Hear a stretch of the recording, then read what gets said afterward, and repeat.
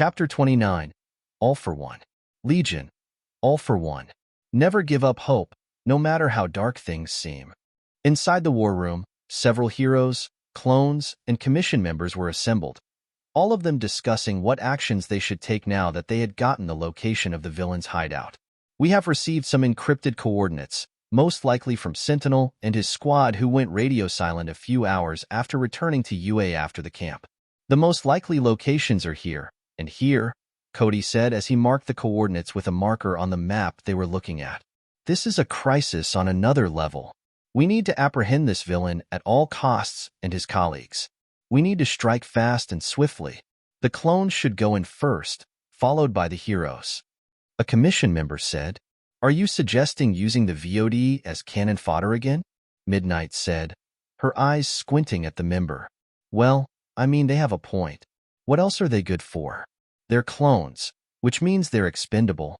There's practically an infinite number of them," a hero said, to which the entire UA faculty and a few of the pros glared at him. Kamui Woods walked up to the pro and slammed his hands on the table. "They are not expendable," he said, his fingers digging into the wood, nearly making it crack. Before an argument could break out, another figure entered the room, followed by a few others.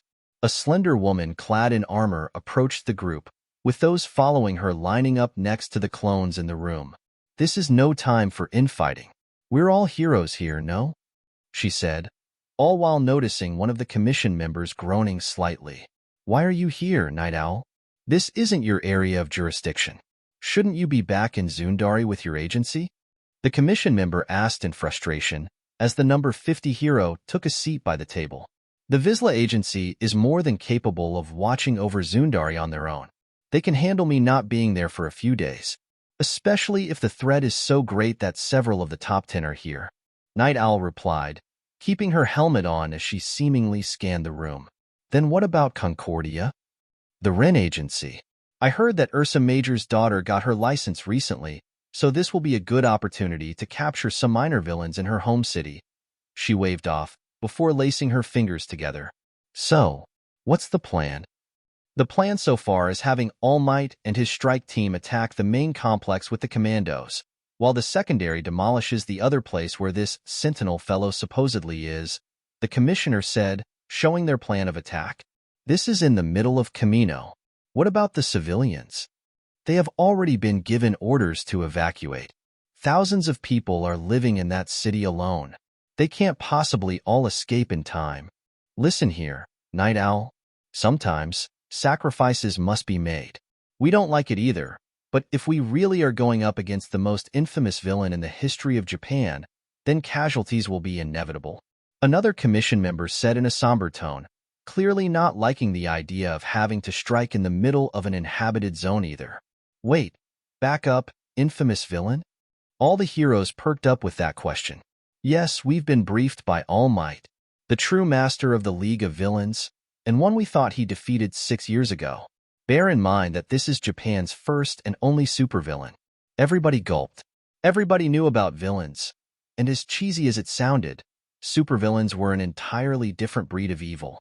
He shouldn't come out unless his safety's at stake, but if he does, this is somebody that All Might and only All Might can fight against. A few minutes of pondering later, Night Owl stood up. "I need to talk with my daughter before we go," she said as she left. The rest of her people followed her soon after. "Or Mandalore?" Izuku gulped. "Does it truly matter?" he asked. All for One chuckled, amused at the naivete of youth. "But of course," he replied. "Names, after all, have power." All Might chose his, and ended up portraying himself as a mighty god for the masses, unknowingly leaving a shadow so great that hero society has atrophied. He then gestured to himself. "I, of course, name myself after my quirk, and my name strikes terror into the heart of the underworld. My horror is still so great that the sheep refuse to even whisper my name for fear that I will arrive at their doorstep." He then motioned toward Izuku. "So tell me, Mandalore, what does that name mean for you?" Izuku gulped again. "Why do you want to know?" "Indulge me. Mandalore means leader, but more than that, I want it to mean hope. Whenever somebody hears me or my brothers, They know that a better future awaits. Upon hearing that, All for One chuckled. Well then, how interesting, he said as Izuku suddenly began to feel as if he was being suffocated as an invisible pressure began to exert itself upon him. You are certainly quite the interesting little successor. All for One's tone became much more menacing. So young, and already becoming a thorn in my side. Your clones did surprisingly well against the droid army, and even prevented me from attaining one of my own goals. He then chuckled darkly, the noise sending chilling Izuku's blood. And they're not afraid to kill. The USJ Nomu, along with 2 minor villains, the Hosu Nomu, Moonfish, and Muscular. And if I'm not mistaken, you're not afraid to kill yourself. Izuku then fell to his knees as the pressure became unbearable. You just haven't had the chance to, and perhaps you won't even get the chance. Izuku choked, almost feeling his heart stop from the sheer amount of pressure and fear he was feeling. Then it disappeared. But perhaps I am being too hasty. Izuku gasped, panting as he desperately tried to catch his breath. After all, I still have to thank you. Thank me? He gasped out. Indeed, were it not for your actions, your influence on Tamura, his growth would not be nearly as high as it is now. Izuku's eyes widened in horror. What? Yes, because of you and your clones, Shigaraki was forced to look at himself in the mirror, see what was wrong and change accordingly. He was particularly animated after your little talk at the mall. What have I done? Oh, now don't feel too guilty, child. Tamura would have grown up eventually. You merely accelerated it, All for One said without a care. Truth be told, had it not been you, I would have taken other measures to ensure his growth. Still though, he continued, now on to other matters of business. Ethereal chains then appeared and held him down in place as he was forced to bow before him. Now this is a familiar sight. All for One chuckled as Izuku was then strung up with the chains and dragged towards him. One for all, fallen before me. Izuku tried to resist but was useless without his strength.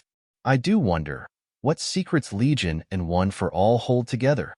His eyes widened in fear as All for One's hand reached towards his face, his heart pounding louder and louder as each second passed and it came closer and closer. After all, according to my calculations, you should have aged considerably, yet the only damage I can detect is the scarring on your body. The hand was an inch from his face. So I do wonder, Midoriya Izuku. What made you so special? Izuku closed his eyes and his breath hitched as the palm finally touched his forehead, the fingers almost wrapping around his skull. Yet nothing happened. But alas, Tamura has requested that no harm come to you yet, All for One said as he let go. So I will have to sate my curiosity another day.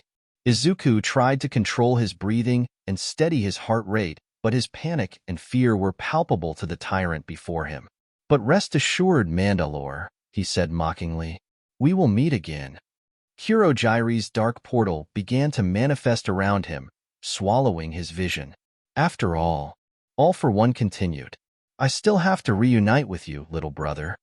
Izuku gasped as he fell to his knees before rough hands picked him up and shoved him against the wall where his cuffs were suddenly energized, creating a tether to said wall. Izuku! Denki cried out from his restraints. Denki! Izuku exclaimed in shock. They got you too? Yeah, Denki said before sighing heavily. Somehow, my uncle's returned. What? I don't know, but he completely overwhelmed me. He and that compressed guy caught Kyoka and I off guard. He took me, left her behind after I proved myself, he said as he bowed his head. Denki, I tried to fight it, man, but once I got angry. You unleashed your full power, Denki, Relampago stated as he entered the room they were in. And that power is but a fraction of your full potential. What the how? Izuku muttered as he saw the gaping hole in the villain's chest cavity. I presume that you're wondering as to my current state of being? Relampago said as he shifted his attention to Izuku. Let's just say that I am a special breed of villain, saved by All for One and his cohorts after my demise. He actually took inspiration for my resurrection from an old Spanish villain, Arrancar. Izuku gulped, said villain had caused a lot of devastation in their short time. And me, well, I wanted to pay homage to that, You may call me Relampago. He then turned back towards Denki. Now, where were we, Denki? I won't join you, Denki said defiantly from his chains. Oh, my dear boy, you'll soon realize that there's no such thing as choice when it comes to our kind, Relampago replied almost sympathetically. What?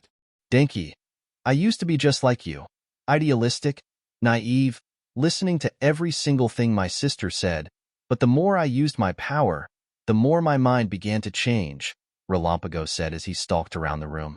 Soon enough, it didn't matter what I wanted. I changed, and I've become all the better for it, he said, letting electricity crackle between his fingers. I found true joy. You murdered people. So for you, my boy, he continued, ignoring Denki as he got close. It doesn't matter. My will is strong enough. I'm strong enough, Denki replied, trying to assure himself more than defy his uncle. And like I said, this isn't a matter of will. This is a matter of nature. Your own biology is your enemy. The more you use your quirk at higher levels, the more you are changed. Placing his hand on Denki's head, he then stared directly into the young boy's fearful eyes. The faster you accept that change, the easier this will be, he whispered. I won't give in. You can't make me use my power. Denki yelled as he shook his head, trying to break free only for the restraints to become tighter, as more chains appeared, wrapping around his body. Haha, can I? You still don't understand, Denki. Relampago then started to charge his quirk, and Denki could feel his own electricity begin to flow against his will. Electricity flows through the path of least resistance. Well, in this case, that's me, Relampago said with a grin. I don't need your compliance, Denki. Denki grunted as the power flowed through him. As the flow increased, they became more frequent and drawn out. Then he began to scream. That's it, my boy, feel your powers flow through you. How about this? When you've seen your light, we'll find your little sister so you won't be alone. He chuckled while pouring in more and more of his electricity through his nephew's head, whose own quirk crackled and sparkled. Get out of his head, you bastard! Izuku yelled, trying to reach out to his friend, only for the shackles around his wrists to stop him mere inches from Denki. Kurogyri, be a dear and take our dear Mandalore to his own room. After all, he has his own guests waiting for him. No. Denki, stay strong. Denki, he roared as he was swept away once more. Denki. Izuku was panting heavily as he appeared in another room, looking around for anything around him. The feminine giggling made him shiver.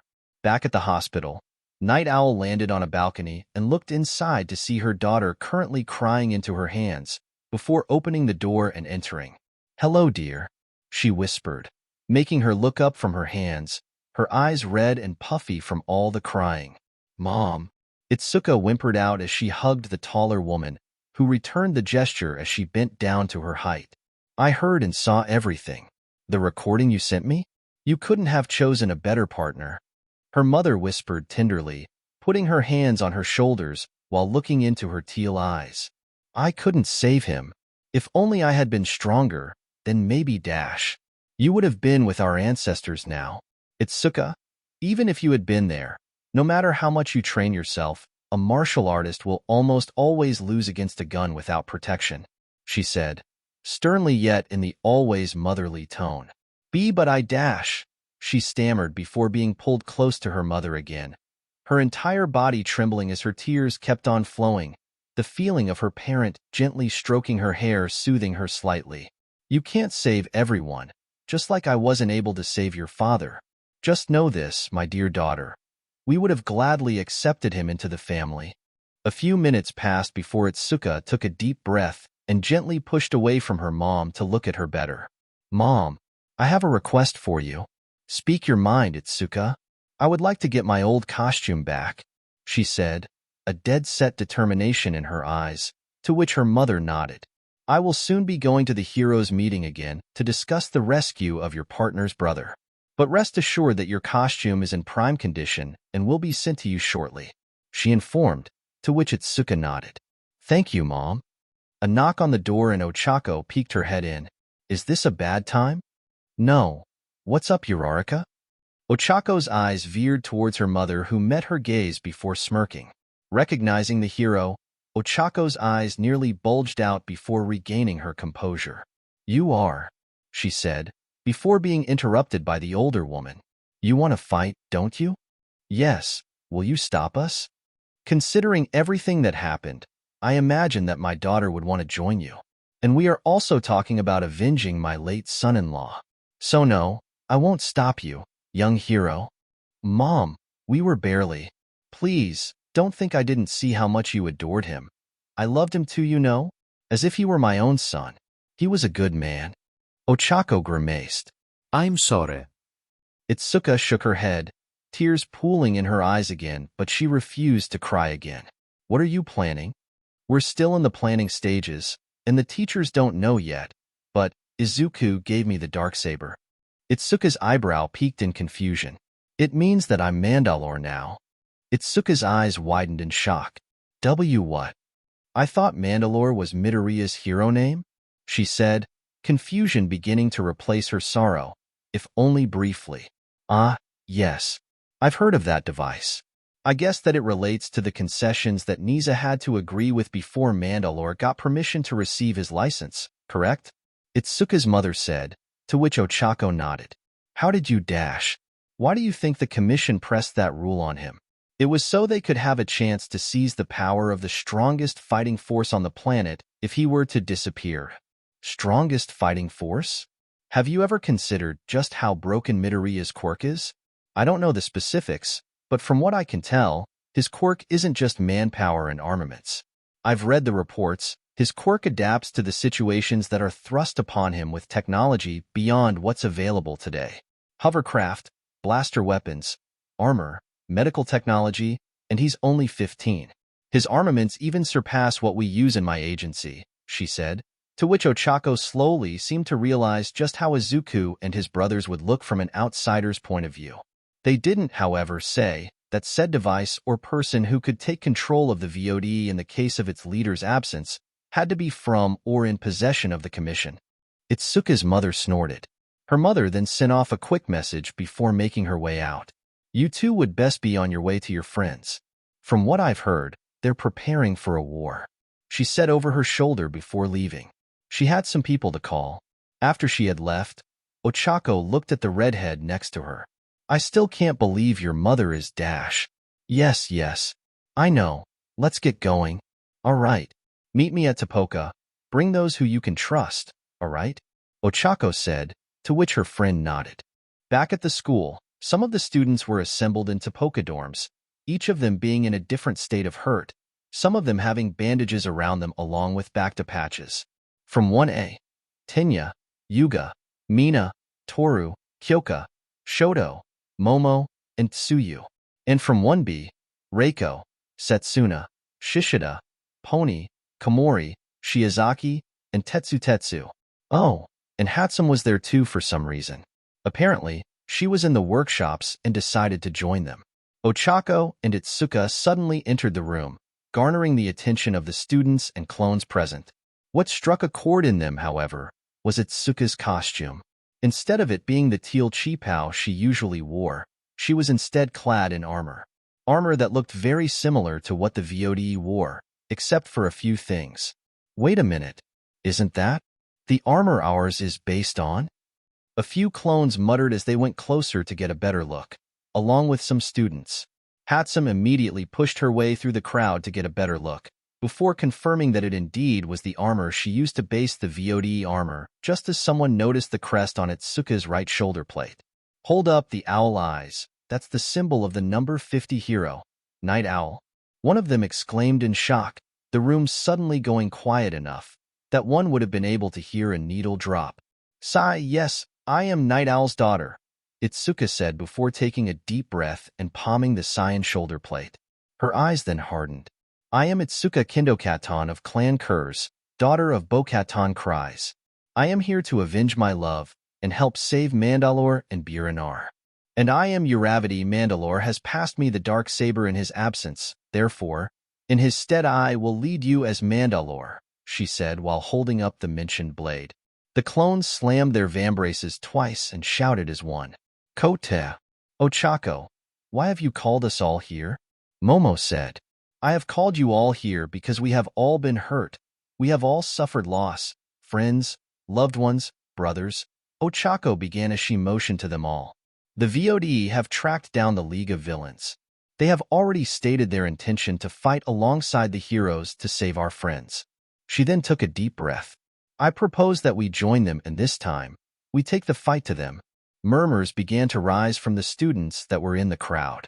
The commission thinks that sending only a few commandos is enough, but they've only ever seen action behind their desks, far away from the front lines.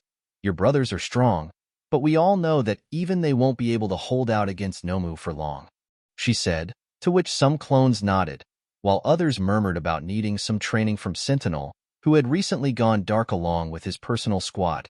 We need to be able to move out and provide aid to them, especially now with the droid army potentially coming back. Without help, we'll risk losing several heroes in one fell swoop alongside All Might, she said, making more and more of the students shudder. Therefore I ask you, will you join me? She asked and extended her hand, being met with silence.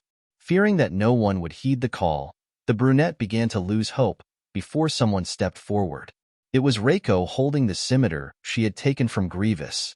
You have my blade, she replied, Spectre and Phantom coming out of stealth the moment she said it.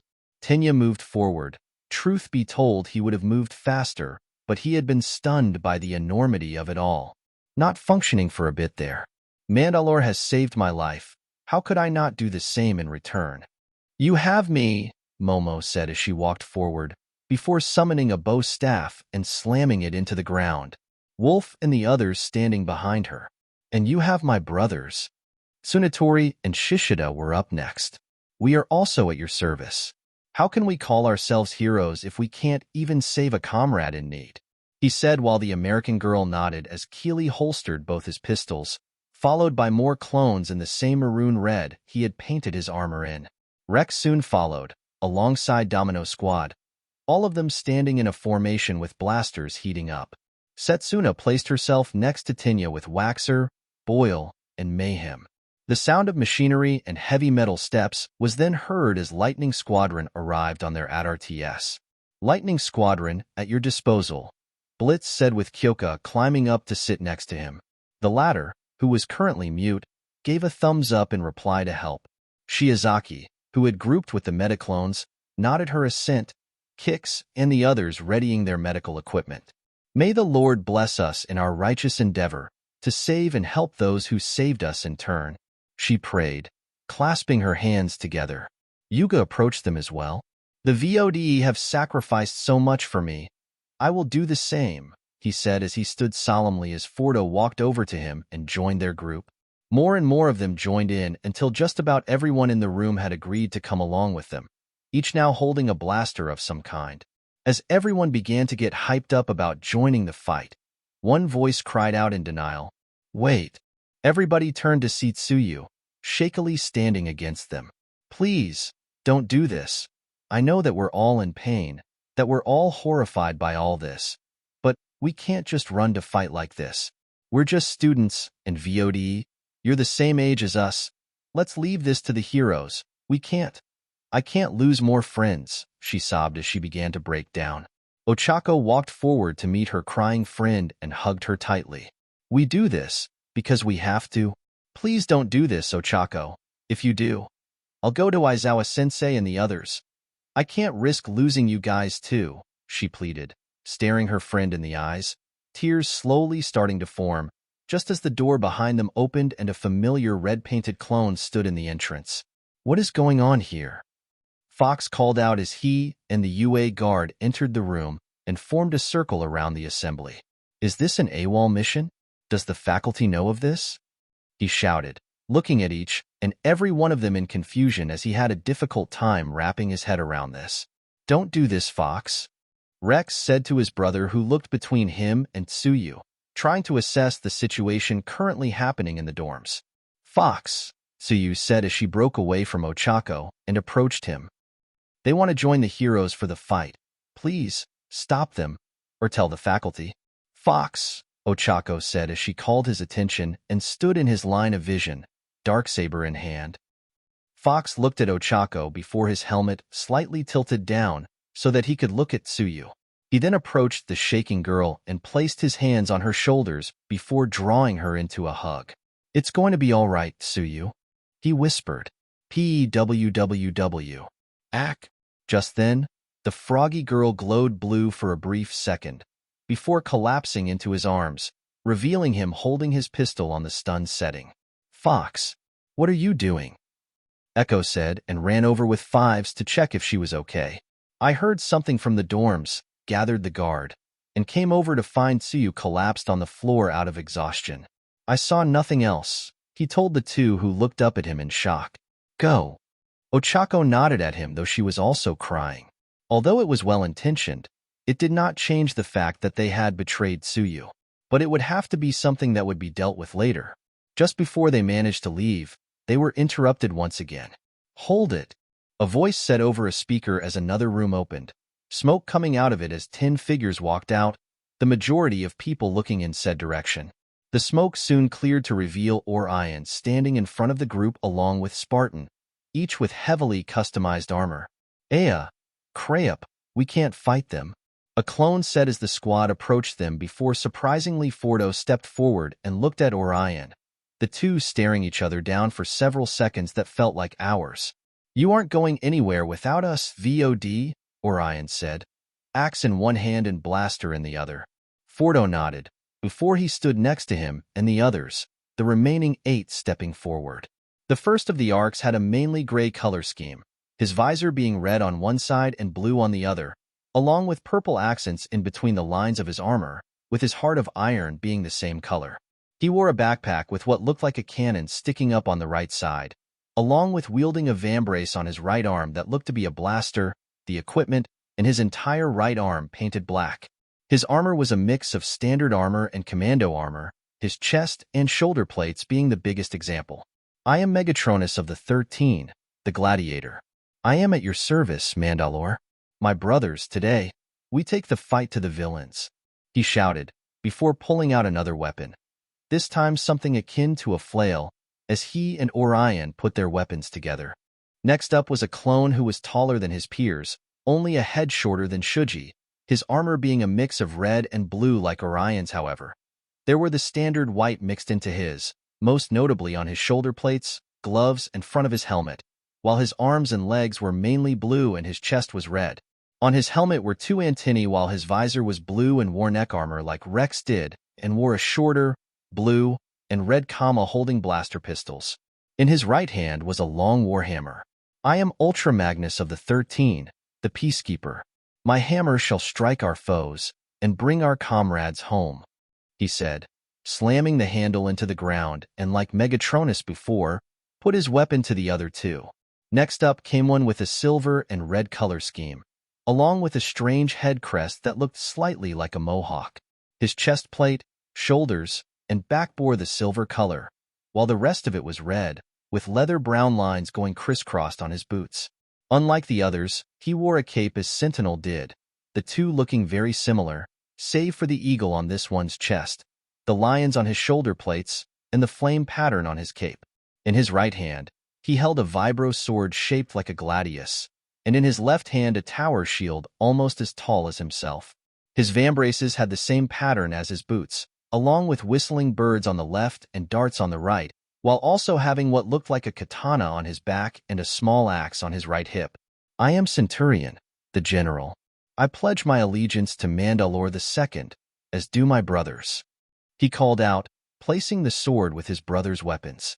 A new ARC trooper stepped up, this time with a blaster cannon and rocket launcher on each shoulder attached to a backpack, while his vambraces consisted of twin mini rotary cannons, several concussion missiles, and whistling birds launchers attached on his leg armor, and 2 bandoliers holding grenades and blaster packs across his chest, along with 2 DC-17 blaster pistols in the holsters on his hips and chest. His armor was primarily black with golden accents, with his helmet having patterns looking like gun ports at the temples, along with machine gun belts painted on him, making him look like a walking armory. "I am Arsenal.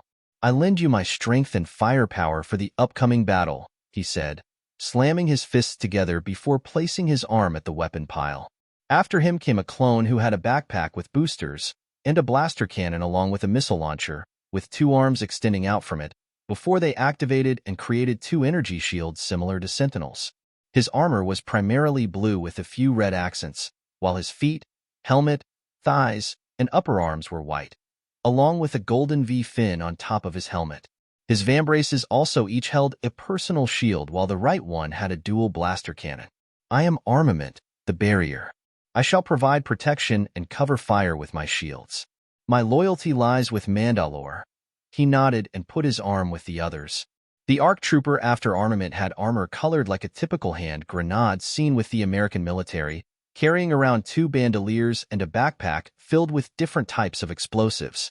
His armor was bulkier than the others to better withstand the concussive force of the explosions his primary weapons made, and carried around a DC-17 in its grenade launcher configuration, while also having a C4 strapped to each of his legs. I am Faultline, the demolitionist. I shall clear the path with my explosives. My allegiance is with Mandalore and the VOD, he announced as his weapon also joined the pile. The next to last clone had a small red fin in the shape of horns on top of his helmet, the visor glowing blue, his gloves, shins, and boots being red, while the majority of his armor was white and his arms and helmet were lime green with red accents. The most noticeable on him, however, was the giant medical symbol on his chest plate and his belt of medical supplies. He didn't seem to be armed whatsoever, save for a singular blaster pistol, with the rest of his gear being either medical equipment or tools such as scalpels, back-to-sprays, and tiny vibro blades. Other than that, he had a towing cable and searchlights on his helmet, with the visor blinking red, green, and then purple for a brief second, indicating the function of both infrared, X-ray, and ultraviolet settings. I am Ratchet, the healer. If you have any injuries or pains, I will do my best to heal and provide treatment. The clone announced in a gentle yet firm voice and placed his hand with his brother's. The last one came up with white armor with green and red accents, as well as odd adornments on his helmet and carrying a rocket launcher attached to his right shoulder. I'm Wheeljack, the engineer. You have my tools, he said, the helmet ornaments glowing blue every time he spoke, as 4 smaller mechanical arms extended out from his backpack, one holding a blowtorch, the other a grappling hook, the third a drill, and the 4th a hammer. Ochako felt overwhelmed at the support that she was getting and nodded at them all. Then we charged together. She roared as ignited the darksaber and raised it high. Oya! Oya! Oya! Oya! VOD! To arms! She yelled with the others present, raising their weapons in response. Night Owl would meet with them as they exited the school and they planned their insertion. We'll remain on standby. I know you kids want to fight, but we can't go in half-cocked. That's how good heroes die, and I'm already gonna be in a world of trouble for helping you out with this. I know. Thank you so much for this, Mom, Itsuka said as she hugged her mother. Hey kiddo, as I said, I cared about him too. What would you recommend then, Night Owl? Uravity said, knowing that the VOD were already using the lots. Have I ever told you I'm ex-military? Spec Ops if you can believe that. Oh, that explains a whole lot. But what does that have to do with anything right now? Well, it just so happens that I still have connections within the JSDF Special Forces, and I managed to pull a few strings. She then led them to the vehicle bay that Cementas had been kind enough to build for them after the first speeders were created, expanding it continuously after seeing the ATRTS and, due to planning ahead, had plenty of room for the lots and another vehicle. I specialized in rapid insertion operations. With experimental jetpacks, you'd think we'd be able to get a support company to fund us, but no. Everybody cares about heroes only, she said as she led them down the vehicle bay. Still, my training did help with my hero work, although I've been longing to take this baby for a spin. The ship was beautiful, about 50 meters long with what appeared to be rotating wings. Behold, the Gauntlet-class fighter. First and only of its kind, specializing in rapid insertion of soldiers with either parachutes or, my case, jetpacks. Considering how you guys have some pretty good hardware, you can guess where I'm leading with this. It's perfect, Ochako grinned. Now remember, Dash. Men eller Uraviti. A clone called out from the side. What's the matter, trooper? Sentinel went online again, He says that they found a Nomu factory at the second location, but we soon lost contact with them again. Just got a report. The strike team has attacked the bar and found the villains, but they're getting surrounded by Nomu. Men elo uraviti. Another called out. Reports just came in on the news. Camino's just been devastated in a villain attack. The entire ward's just been turned into a crater. Impossible. Not impossible. This is what All Might warned us about, Night Owl said, recalling his warning about a potential villain that should he come out, only he would be able to fight against. All Might's en route to the Camino ward with Erasure. All units, load up. It is time to show the world what we're made of. Earn your colors, boys. Oya. A few hours earlier. League of Villains hideout. Camino. Izuku couldn't hear Denki anymore, and that worried him greatly. He could only hope that he could withstand it until help arrived. But now he had other matters to attend to, including the girl that was twirling the knife in her hands and looking at him like he was a piece of meat.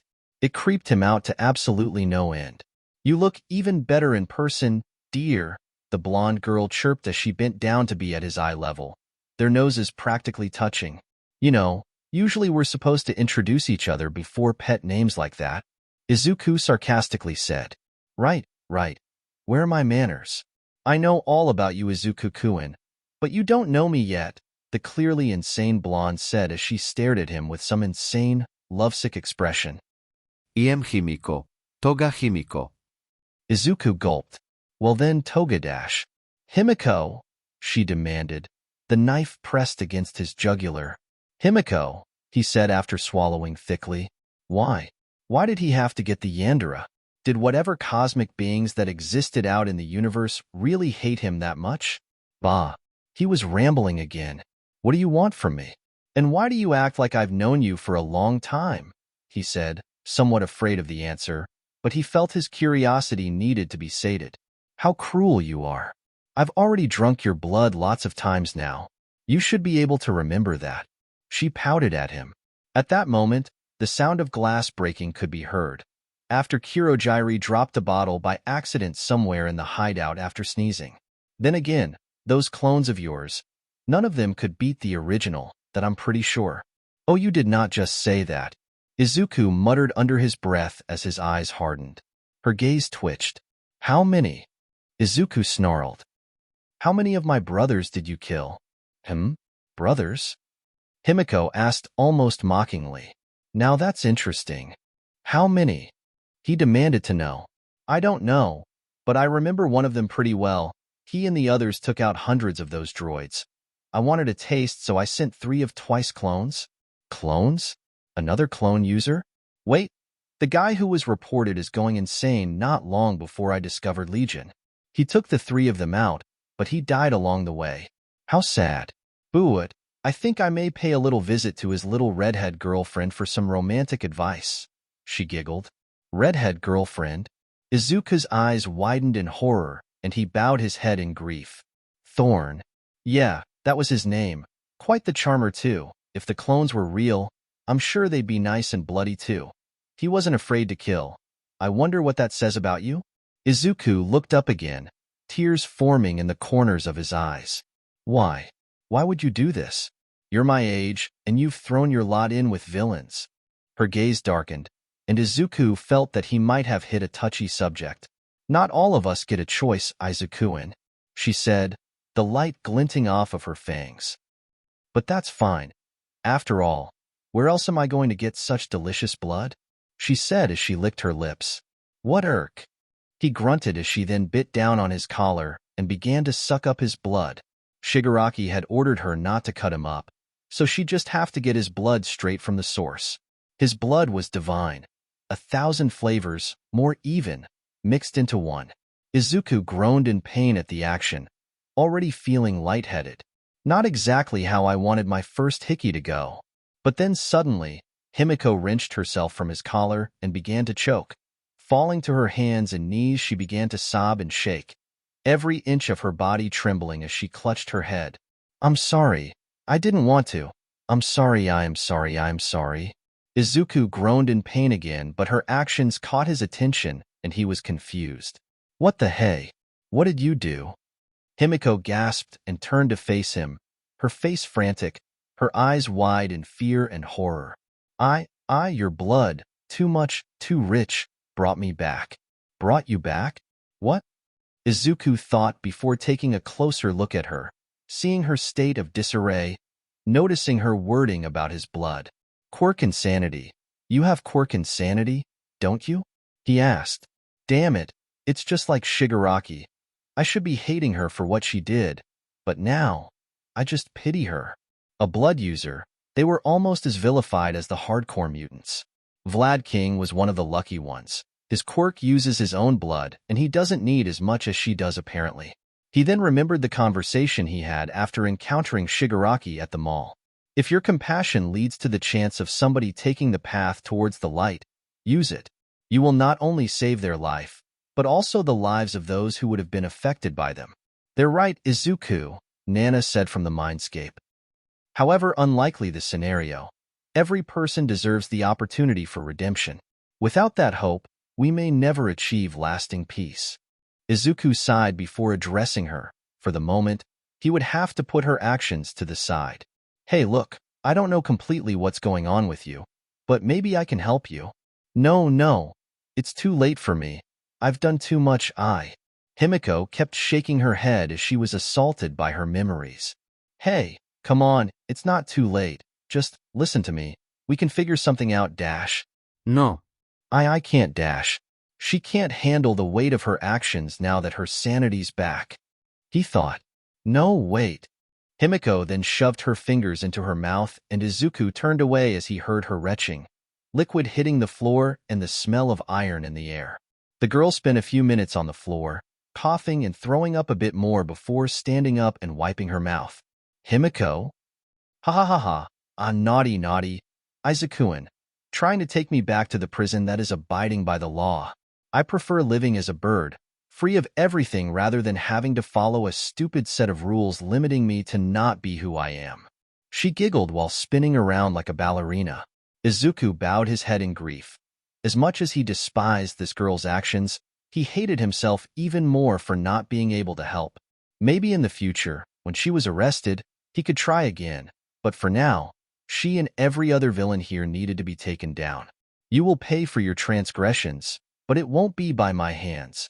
Izuku whispered, looking up at her again, eyes void of life as he stared directly into her yellow ones. Now whatever could you mean by that, Izadeer? She asked, curious about what he was implying. Have you ever heard of the saying, hell hath no fury like a woman scorned? He said, leaving the blonde girl confused as to what he meant. After the entire Himiko debacle, he was put back into the room with an unconscious Denki, Izuku trying multiple times to awaken him to no avail. Izuku could only hope that he'd recover from whatever torture he'd been put through. I've been hoping to get another chance to talk to you, Mandalore, Shigaraki said as he appeared from the side. Shigaraki, the news has been running rampant about our little excursion. I admit, I thought the two villains your clones killed at the USJ were one-offs, and I can understand the Nomu. After all, they're not human anymore, just monsters. He then turned to face the glaring boy. But Muscular and Moonfish? I saw their deaths, your clones executed them. I have to admit, I'm impressed. Izuku gulped, but he'd researched those villains in particular. Moonfish was already on death row, and they probably had no choice with Muscular. What's your point, Shigaraki? My point is that we're not so different, you and I. We both want to make a change, Mr. Rising Symbol of Hope, and we're not afraid to get our hands dirty. Izuku snarled. I am nothing like you. Oh, maybe for now you think so, but eventually, you'll realize the farce that hero society is, he said as he took a drink. After all, let's say you manage to defeat me and my crew. Who do they send after you? What? You haven't seen the news yet. It's really enlightening, Shigaraki said as he turned on the TV. Principal Nizu, what do you have to say about the tragedy of the summer camp this year? 40 dead, over 100 wounded, a few dozen in critical condition, many students amongst them, and 2 have been captured, not to mention the whole debacle at the USJ where there were 1,000 casualties. Please tell us how we can be sure that our children will be safe when 2 attacks so close to home have struck so close to each other. One reporter asked the dean of the school, holding up a microphone to the critter. I know how worried you are. I am too, but so far we are in the dark about the whereabouts of the students. But rest assured that the students and the wounded are in the best of care. A helmet slammed onto the table, interrupting Nizu's response. My name is Marshal Commander Cody. I was there at the USJ. I fought alongside my brothers, and to start with, I'd like to thank you. The reporter blinked in confusion. All the questions we've heard, none of them have addressed the VOD as honest casualties, as people, as men who died in the line of duty. To the rest of the world we're clones, and that's true. We are clones, we were made to fight, and we were made to die. That's the pure truth of the matter. I can tell you with certainty that each one of my brothers who fell did so because they wanted to protect the future of Japan. Cody continued to address the crowd, with Nizu and the other teachers supporting him. Those students are the future heroes of Japan. More than that, however, they are our friends, our family, and more. Cody then gestured to the crowd for extra emphasis. This, however, only proves that UA has only the safety and security of the students in mind. That we only have that in mind. Imagine if we weren't there? How many students would be dead instead of injured? How many more would have been captured? But I am also worried about you and your brothers, though. The reporter sulked, before retreating into the crowd. And we appreciate that, Nizu said, taking over after overhearing the comment. I want to foremost assure that we are not using the VOD as cannon fodder. They have become a respected part of our faculty and have integrated into UA, with several of them even forming friendships with the student body. As he displayed several pictures of students with their faces blurred out interacting with clones and vice versa. With more questions flooding towards him, one reporter with blue skin and pink hair stepped forward into the front of the crowd and would have nearly walked up on the stage, had it not been for the clones stationed as a perimeter. And how can we be sure that these aren't staged, Principal Nizu? The woman said, with the rodent silently gnashing his teeth at the sight of her. He knew who she was and had hoped she wouldn't have shown up. I assure you, Miss Kazuki, we at UD never fabricate anything when it comes to our student body, he said, feeling his fur rise, slightly baring his fangs at the woman who just had a confident smirk plastered on her face. Either way, we should get to the crux of the matter, no? The capture of 2 UA students, Midoriya Izuku, the infamous Mandalore, and Kaminari Denki, aka Burinar, she said before going further. Midoriya already has records of his clones killing villains without hesitation. In fact, 2 more deaths can be attributed to them from the camp. And Kaminari is not only a lightning user but also the nephew of the deceased villain, Flashover, who, as we recall, went insane before he was executed by his own sister. Nizu's fur bristled as he knew where this was going. What's to say that this league of villains didn't capture him in the hopes of doing the same? What assurances does UA give that Kaminari Denki will not follow in the footsteps of his uncle? Elsewhere, Denki's mother snarled in fury as she saw this shameless reporter slander her son on live TV. The only reason why she wasn't calling her certain things right now was because she was holding Hoshino in her arms. Easy, Erasure. Save your fury for the raid, right? That's enough out of you. You have been asking questions for more than 10 minutes now, and the other reporters are getting impatient, Pons said as he almost walked over to the blue-skinned woman who just glared at the clone, something he returned. Aizawa, however, held his hand and Pons stopped. I can assure you that Kaminari Denki is one of the best students that I know. He is motivated and caring. He willingly came to UA knowing the dangers ahead of him both from villains and from his own quirk, and has not let that impede him. Has he made mistakes? Yes. But like every other student at UA, he's done his best to improve.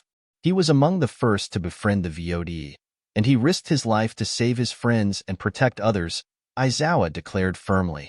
There is no doubt in my mind that Burinar will become one of the best heroes there is. We shall see. Kazuki sneered as she disappeared into the crowd, just as another familiar face showed up. Sorry about my cousin, Aizawa. Nizu, you know how she is. Ryo Chuchi said as she bowed to him. It is quite all right. Now, Ryo, if you have any questions, please feel free to ask. Nizu breathed out, happy that at least a few reporters had any amount of sense in them. Who will be part of the rescue operation? She asked. Back in the lair, Shigaraki shut off the TV before the last blue-skinned reporter had arrived, therefore not catching the last bit. You see? Even the rest of the world agrees with me. You and I aren't so different. You kill just as callously as I. He grinned, to which Izuku scowled at him. The only reason why my brothers have ever even killed in the first place was as self-defense or as a last resort. If you don't remember, your Nomu killed 1,000 of my brothers, and your goons that were killed at the camp were on death row, to begin with. Still doesn't change the fact that you killed 2 human beings. You're on the right path to becoming a villain. Izuku kept on glaring at him. He still couldn't believe he was feeling pity for this person. Now, I would love to continue this little chit-chat, but the others are waiting. Come on, he grinned, as 2 droids entered the room, both of them being a reddish-gray color and carrying swords on their backs. The machines grabbed him beneath the arms and dragged him out of the room and down a hallway filled with the droids that had attacked the camp. Soon after, he was dragged into a bar, the rest of the League being assembled there, with the 2 droids forcing him onto his knees and keeping him there. Well, if it isn't Mandalore. And who are you? Izuku asked as he stared at the villain who was glaring at him with burning fury, wisps of blue fire erupting from him. His right arm ended a bit below the elbow, now connected to something that looked like a cannon. I'm Dabi. Ah, so you're the one who got his hand shattered, by the way. How's the arm spinner? Don't fucking talk to me. The reptilian man said, a bandage wrapped around where his arm had once been. Izuku snorted in derision before his eyes widened in horror as 2 clones were brought up as well and forced to kneel. No. Looks like we have a few guests, and haven't had the chance to test this thing out. Dabi cackled as he aimed his arm cannon at one of the clones and charged it up. Brothers! Vowed honor to the end, the first declared as he was blasted away. No. Hot damn, that's some recoil. But I must say that this makes me feel that much stronger. I need to thank your brothers for making me realize just how much my old flesh was failing me. Dabi announced as he aimed at the other one. Not gone, the other said, before being consumed by the flames, leaving only scorched armor behind that quickly collapsed as the helmet rolled over to Izuku, merely marching far away. Izuku said as he bowed his head. He then looked up and glared into Dabi's eyes. Bottle cap and cord, he said, making the stitched-up villain tilt his head in confusion. Those were the names of my brothers you just killed. Remember them, because they will be the last people you see once you are hunted down, he said, voice cold and eyes piercing.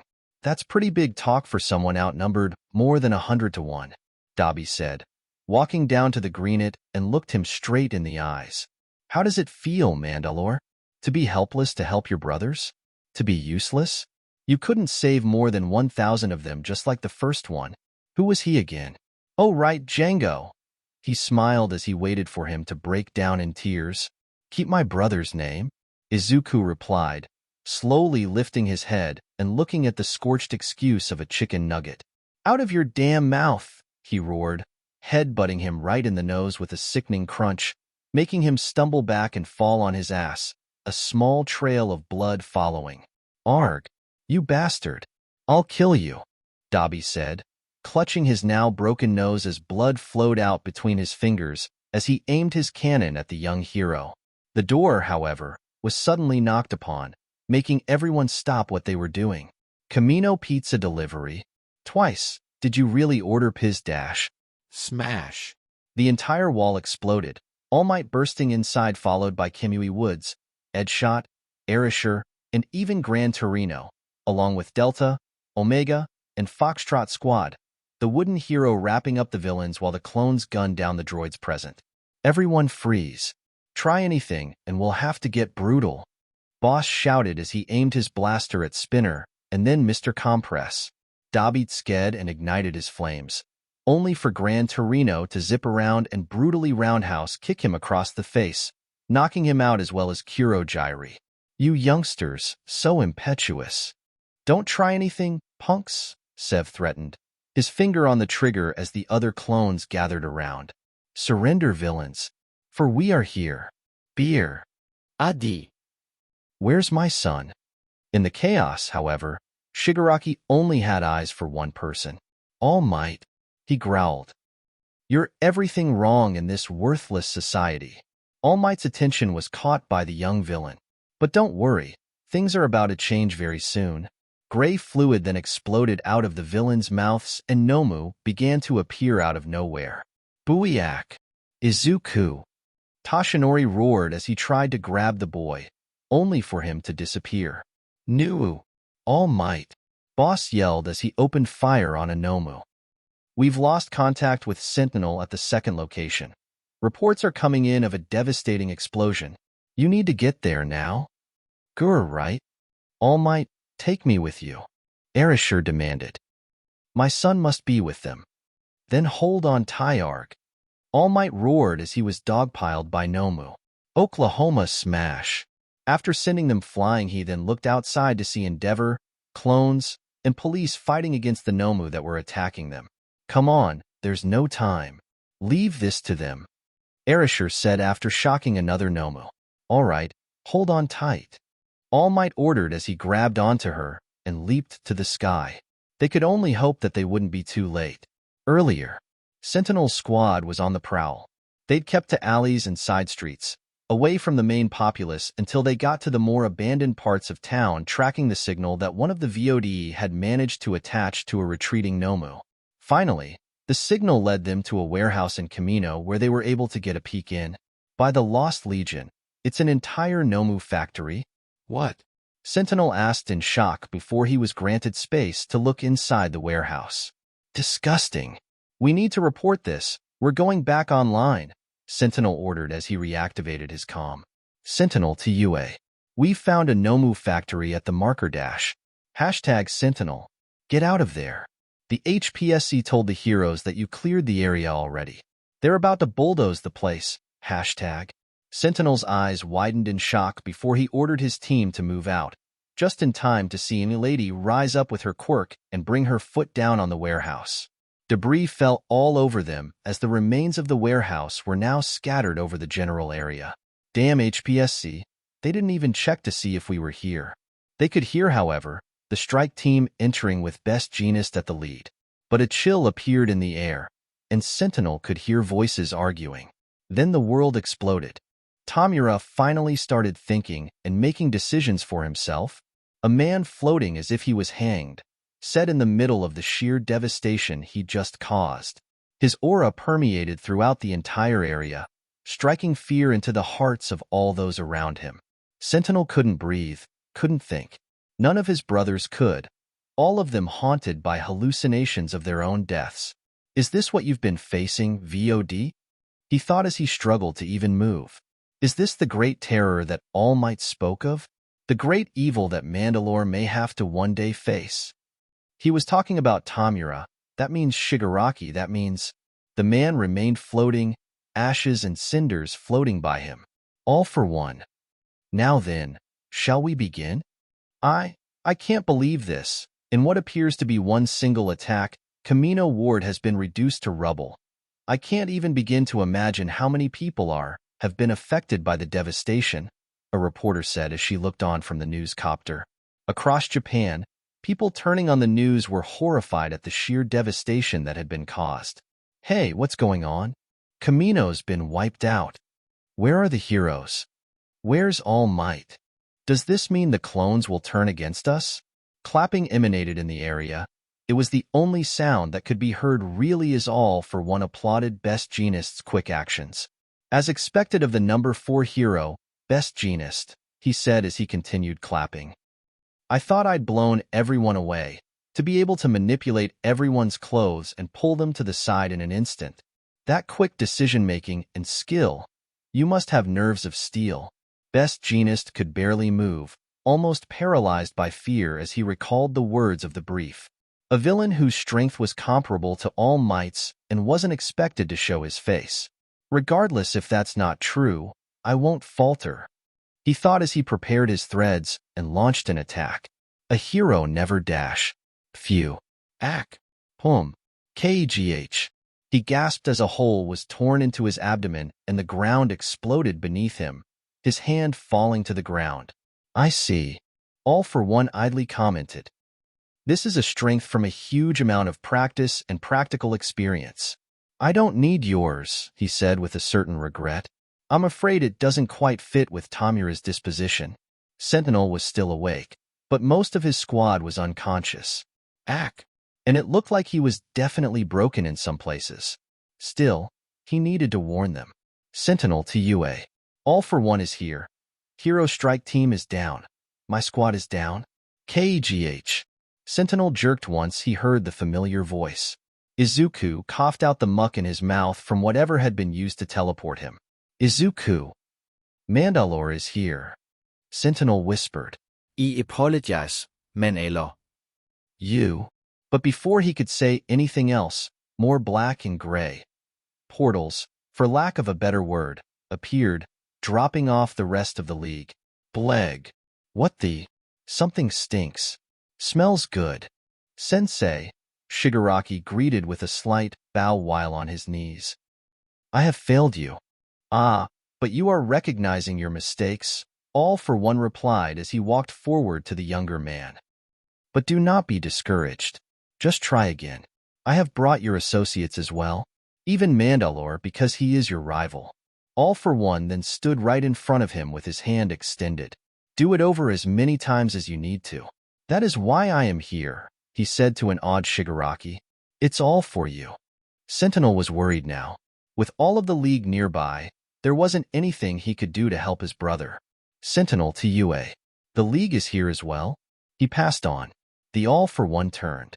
So, you're here as well, aren't you? And from the skies, bursting through clouds like a meteor, All Might rocketed through with his fists, all for one catching them with his hands, the force causing the earth to erupt around them. I'll have you return my students, all for one. Will you kill me again, All Might? The force between them then exploded, sending Izuku and the villains flying away from the epicenter. Sentinel dug his staff into the ground to not be blown away while grabbing hold of one of his brothers who still hadn't woken up. The others, unfortunately, were blown away. He resisted All Might.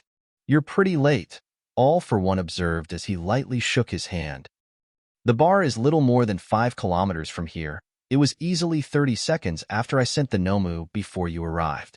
He turned to face All Might, who was in a 3-point pose and angrily glaring at him. You've gotten weaker, All Might. What about you? What's with that industrial mask you've got on? He asked before standing. Aren't you overexerting yourself? He held back beer with his bare hands. Izuku observed before noticing the league begin to get up and face him. I won't make the same mistake I made 6 years ago, All for one, All Might declared as he warmed up.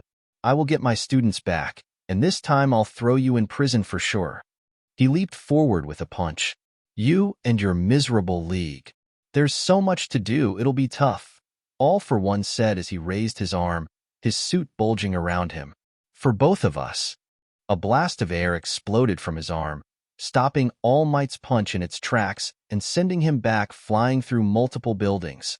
Air cannon plus spring-like limbs, kinetic booster ×4, strength enhancer ×3, All for one observed. What a fun little combination. Maybe I'll add a few more enhancer types. BUIR. Izuku cried out. Oh, don't worry, child. We both know that he won't die from something as simple as that. He then addressed Tamura. Run away from here, Tamura. Do what you will with Mandalore, he said as he activated his quirk, black and red tendrils piercing Kurogyri's unconscious body. Kurogyri, get everyone out of here. Hey, Magna cried out. Wait. He was defeated and knocked out. I'm not sure what's going on, but if you can use warp, then why don't you get us away? I just got mine, Magna, he replied. On top of only being able to transport short distances, unlike his coordinate transport, I can only bring people to me or away from me, and only to those I am very familiar with. So I'll have Kurogyri do it, he declared. Forcible quirk activation. Now go, he ordered. What about you? Tamura asked before an eruption of rubble showed All Might bearing down on them again. Think constantly, Tamura. All for one said as he floated upwards. You still have much more room to grow. I won't let you get away. All Might roared as his fist crashed into All for One, the latter blocking again. Sensei, let's go, Shigaraki. With that pipe mask guy holding off All Might, we have a chance. Crap. Izuku cursed as the entire league now faced him. Don't think that you'll escape so easily, Mandalore, Shigaraki said, jumping back as lightning struck where he was just a moment earlier. Men Alo. Arisher? I'm here to help, she said as she broke his cuffs. Where's Denki? I don't know. Last I saw him, he was getting tortured by Relampago, Izuku said with a snarl, as One for All returned to him with its comforting presence. He quickly summoned 2 pistols and readied himself to fight. I'm going to kill him, Arisher snarled before pausing as she heard a familiar chuckle. Are you really going to bring yourself to kill me again, dear sister? Flashover. She spat. Oh, not even my name? And it's Relampago now, by the way. But truly, such anger, he said mockingly. I certainly didn't expect that from you, dear sister. Don't you dare call me that. You lost the right to call me sister long ago. You walking corpse. Relampago merely chuckled in reply. Where's my son? Your son? Oh, he's been dying to see you again.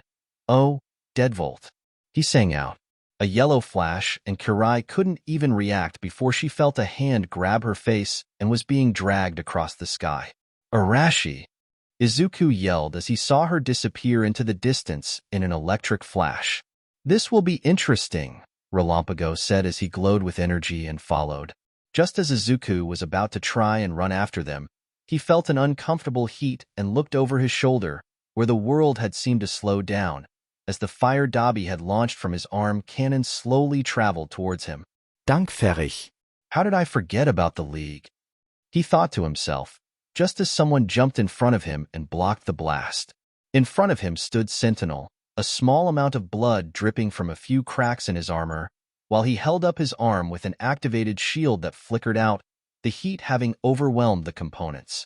Are you all right, Orivod? I should be the one asking that question, Sentinel. Izuku yelled at him, due to how scorched he looked. What this? This is nothing compared to what we usually do. Now get moving somewhere safe and gear up. I'll hold them off, he said, taking his blaster from his back and extending it into its bow staff mode, activating its electric fields on both ends. As if I would let you. You're down an arm and I'm still weak from some blood loss. Alone we're screwed, but together we might just make it. Suddenly Spinner charged towards Sentinel, blade in hand and hatred in his eyes. You may have won our first match, but now you're just the same as I.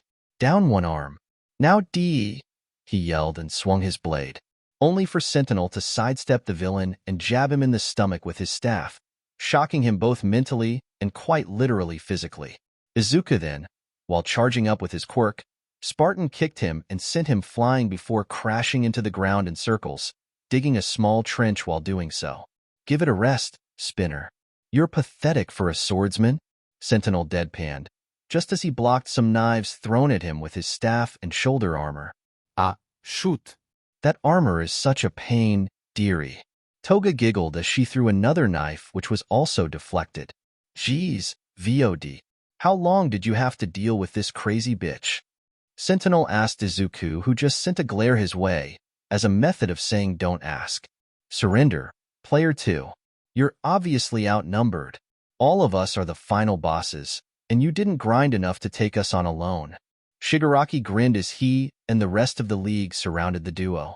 Oh, I wouldn't exactly say outnumbered, Sentinel said, confusing Izuku slightly. Sentinel, what did you do? He asked, to which his brother just grinned beneath his helmet, just as Twice let out a scream of pain, as purple electricity coursed through him and caused him to collapse. The one responsible was soon revealed to be one of Sentinel's squad members coming out of stealth, holding a staff similar to Sentinel's, but without the blades. More soon followed, each of them holding an electric close combat weapon, dual batons, staffs, and even warhammers. What? This isn't fair. Cheat codes. Hacker. I call bull.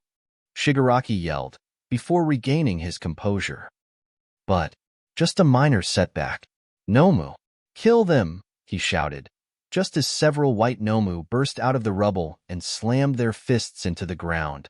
One was about to crush a clone before he let out a roar and rammed his staff into its chest and put the other end of it into the ground, preventing it from pushing him too far, while another one with shock batons ran up to his brother and jumped off of his shoulders, putting the Nomu into a headlock and jamming one of his batons into the brain of the creature, bringing it to the ground as a third, armed with a hammer, came running and crushed its head to mush. "It's these guys again," Magna exclaimed in anger and annoyance, the wounds from the camp flaring up in remembrance. Izuku cracked his neck, noticing All Might trying to get close to help but being dragged and then launched away by All for One. Those two are at a stalemate, but as long as we're here, All Might can't go all out. Sentinel. Yes? We can't capture them now. We have to force them to retreat. Cover me. Right. Sentinel said as they closed ranks around him. And when they reopened ranks, the League's eyes widened in fear. Surprise, Mota. Daka daka daka daka daka daka daka daka daka daka daka daka daka. The spinning barrels of AZ-6 rotary cannon provided a more than an adequate deterrent for the League of Villains as they were forced to scatter. Then a few heroes began to arrive. First of which was Gran Torino, who managed to knock out, compress, Magna, and twice in one fell swoop. Gran Torino. Izuku said in excitement, also noticing the other heroes coming around to help with the evacuation. You're too slow, All Might said after breaking off from his nemesis. You're too fast. Gran Torino replied. We're lucky that those clones were there, otherwise we'd have taken longer. More heroes are arriving to help with the evacuation of civilians and the injured. Then that means that soon enough I'll be able to go all out. All Might replied as he turned back to face All for One. The supervillain began to laugh. Perhaps so, All Might, but you've forgotten one thing. Can you face me and keep all of them safe? Then more explosions came out of the rubble, the sound of metal marching in the distance, and blaster fire echoed in the city. Hashtag all units. Reports are coming in from the heroes. Droids are marching in and opening fire on the populace. Hero and civilian casualties. Hashtag monsters. Night Owl cursed as she pushed forward on the controls, the gauntlet lurching forward. All right, kids. Looks like we're going in and going in hard. Hashtag roger that. Night Owl. Hashtag Uravity said as her friends readied themselves for the drop. I'll set a waypoint with the lots. We'll be evacuating civilians to the nearby hospitals. Hashtag blue leader to red leader. Barks are nearing the zone. Hashtag. Hashtag gold leader to red leader. Scout walkers are right behind them. Hashtag. Copy that. Blue leader, gold leader. Oddball, follow my lead. Hashtag copy. Hashtag. Kids, your priority will be evacuation. Get Mandalore and those civilians out of there. I don't want any stupid heroics. Is that understood? Hashtag yes, ma'am. Hashtag. Hashtag Koyasei. Hashtag Uravity called out. Hashtag Oya. Hashtag. Approaching drop point. We can't get too close to All Might's fight. The winds are already buffeting us from here, so you'll have to travel a bit. Good luck, kids. Ochako took a deep breath as they flew through the air, the ship buffeting from the titanic clash that they couldn't see. The past few hours had been jetpack training for all the students, just enough so that they could maneuver themselves in and out.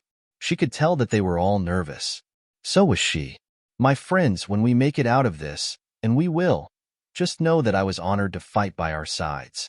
Likewise, I don't care if we end up in trouble with the faculty after this. If I can save a friend, I am more than satisfied. Tenya said as he checked his armor. Hashtag we're approaching the DZ, kids. T-minus 10 seconds. Hashtag Night Owl reported as she began counting down from there. The last few seconds were silent in the cabin as everyone tensed, knowing what was to come. Number 3, 2, 1. Drop. Hashtag. Ochako could feel her stomach lurch as she suddenly fell, the sensation somewhat similar to her quirk. For just a few seconds, she could feel the wind rushing by her body and see the flashing red lights that were now being combated by blue and a mixture of quirks. Then she looked forward and ignited her jetpack, the force stabilizing her as the students rallied by her, as well as the clones who jumped from the lots. She grabbed the darksaber and ignited it, pointing it forward as they moved forward. Fommen Alo. Fommen Alo. Back in the crater, things weren't looking good for the heroes or clones. Several of the local heroes who had arrived to help in the fight after the destruction of the ward had fallen to blaster fire, with the few remaining along with the raid team, police, commandos, and purge troopers currently being rounded up by the numerically superior droids. To make matters worse, All Might was knocked into the middle of the group, a few helping him up as he groaned and glared up at his hated enemy. Just as he had landed, though, the droid and Nomu army seemed to stop, powering down their blasters and the beasts just snarling at them. All Might, you have fought gallantly, worthy of recognition in the archives of heroes past and future. Now, it is finished. The end has arrived for you and the rest of hero society, All for One said sadistically as he charged up another air cannon. Never! All Might roared as he jumped up and clashed with his nemesis again. And so now you leave your allies behind? How blind of you, and I'm the one who can't see. All for One chuckled. You still have one glaring weakness, All for One. You still underestimate those you see beneath your notice. So you say, but it still stands that they'll die, and you'll be helpless to do anything while I am here. Just as the words had left his mouth, the droids powered up their blasters once again, along with the Nomu beginning to march forward. Kamuri Woods prepared himself for the fight of his life, just as Mount Lady lifted her head, having recovered from the blast by All for One. Look! As the rest of the heroes and the remaining clones looked up, the lots descended, guns blazing and cutting through swathes of droids at the same time, while also taking some heat off of the heroes who finally had some breathing space to get in close and personal.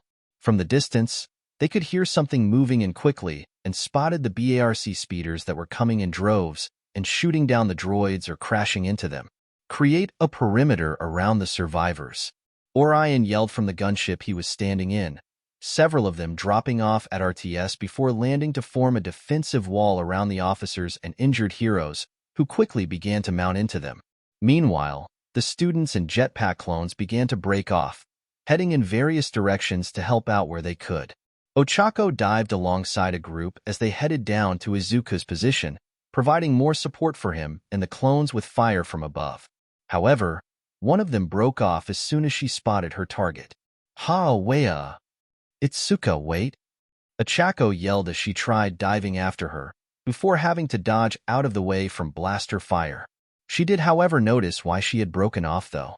A blonde girl was currently standing amongst some villains. Her yelling was to no avail as she crashed into the other girl and tackled her into the sky before disappearing over a toppled building. Damn it, Uravity cursed. You too, follow after her. Roger that. Moving.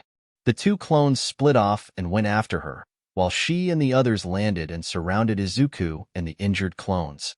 Ochako, you and I are going to have a talk about just surrendering to the League. Ochako yelled as she slapped him upside the head. Ow. And it's totally going to be over, Machi. Huh? Izuku asked in confusion. Well, you still owe me a date, mister, she said before passing the darksaber to him. Izuku was a bit dumbfounded, but then took the blade with a grin. Thank you, he replied, just as Rex landed with a costume suitcase. Brought the essentials, Orivio, he said as he opened it, presenting him the helmet, chest plate, and vambraces along with a new addition. A cape. A cape? Sue me, the license exam inspired me. On the other side, however, Shigaraki was snarling. As much as he hated it, he had to admit that he'd been outmaneuvered, and now he was outnumbered. All for One, still dealing with All Might, knew the truth as well, quickly knocking him back with another air cannon. He floated down to be nearer to Tamura, much to the apprehension of the rescuers who, due to the sudden increase of his aura, couldn't even raise their blasters. Has this been what Izuku's been dealing with? They've turned the tables on us. Oh well, it's no matter. Like I said, Tamura, we can always fight another day, he said before he began to pull over a Nomu, using a telekinesis quirk and activating Magnus' quirk so the League got attached to it, before more or less kicking them into one of Kurojire's portals. Wait, Toga isn't here yet. She's right in the middle. Twice yelled. just as they began to disappear. She will either have to find her way back to us or get apprehended here. This is survival of the fittest. Now go. We will return someday tenfold in strength. I'll rejoin you once I've finished All Might, he said and turned back to his old nemesis. The roaring of a jetpack and the rush of wind filled Himiko's ears, not even able to catch her breath from the brutal impact to her abdomen from the armored warrior that had tackled her into the air. Suddenly the jetpack stopped, but her momentum kept her moving, and she harshly crashed into the ground and rolled a few times before stopping. She coughed and gagged, desperately trying to catch her breath as she got up to her knees. Her vision then went white as a burning pain emitted from her cheek in response to the brutal blow she'd just received. Get up. She was roughly grabbed by her sweater and yanked up before another blow to the face knocked her down. I said get up. A brutal kick to her abdomen knocked the breath out of her again and made her throw up the last remaining blood she'd had that day. Gasping for air, she heard the sounds of boots approaching her, while her blurred vision only spotted the figure of a woman clad in armor who kicked her again, sending her flying into the wall along with cracking a few ribs. Not so easy without those clones of yours helping you, huh? Another strike to the head made her eat dirt. Or how about those knives? She was grabbed again and tossed away from the wall into an open area. Or how about fighting somebody full of energy, right? She felt her head get grabbed, the armored woman slamming her knee into it. Once, twice. This time one of her hair buns was torn off before she was straddled by her attacker who began to beat her mercilessly. Come on. Fight back. Use those clones. Use the knives. Fight against somebody who can fight. Blood splattered against the concrete with each blow that she delivered. Itsuka then tore off her helmet, tossing it to the side, and grabbed her by the choker, cocking back her fist.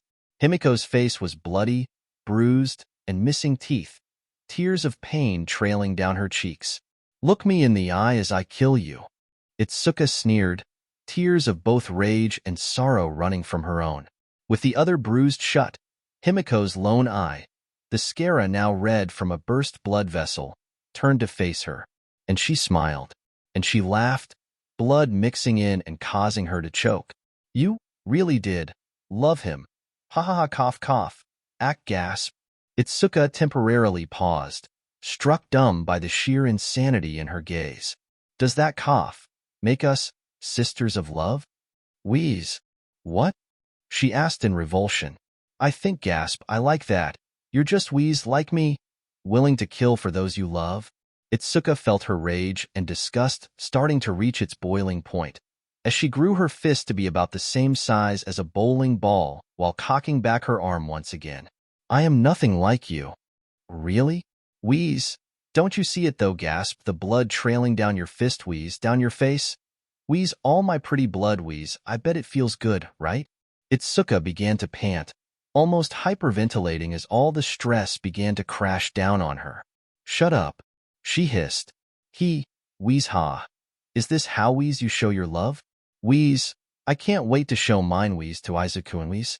I said shut up. What was wheeze, his name? Wheeze Thorn? Shut up. Itsuka screamed and brought down her fist, just as it was hit by several blaster bolts, causing her to grasp her wrist and scream in pain as she fell off the girl. Kendo. The two clones who came after her screamed as they landed and provided cover fire to the girl who was forced to scramble away from the oncoming blaster fire. Droids began to appear, with some of them beginning to drag away Toga, who could only smile at her newfound kinship with the redhead. Dirge. Thrust. Ramjet. This is Acid Storm and Sunstorm. We're under attack by droids and require assistance. Kendo's hurt. The acid green clone said as he fired his Vambrace blaster at the approaching machines, before taking out a grenade. Here. Kind regards from Ishido, he yelled and threw it into the air where it exploded and started raining acid down on the machinery which started to melt. No. Kendo roared as she grabbed a blaster and opened fire to where Toga was, only for droids to already be covering her position. The worst part is that she could still hear it. The incessant giggling, surrounding her, mocking her. She winced as her injuries flared up before she was dragged away, much to her protests. Let me go. I need to go after that bitch, she screamed while the two jet troopers kept on dragging her. We can't. That trio we just mentioned will be here soon.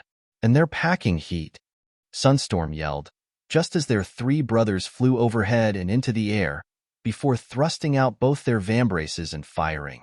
Whistling birds howled as they spiraled down, hitting each of the droids in vital areas and making them shut down. However, Toga was long gone by that point. Itsuka had seen it, some sort of grayish-black liquid appearing out of nowhere in the middle of the droids. She screamed. Panic began to spread slowly as people's eyes were glued to the screens for any updates on the situation, with the live news from the helicopter only furthering the suspense. They cheered when they saw All Might arrive on the scene, but were horrified to see him be blasted away. It was unfathomable, but they held on hope that their symbol of peace would win. Then more heroes arrived, and they could see them evacuating civilians. Suddenly, however, they heard and then saw it. The metal menace. The sounds of thousands upon thousands of metallic feet marching in unison. A brief moment of hope ignited, however, as more heroes stationed in Camino showed up. Nearly 200 of them, in fact, came out from either the rubble or arrived by different methods and joined the fray. But it was still too much.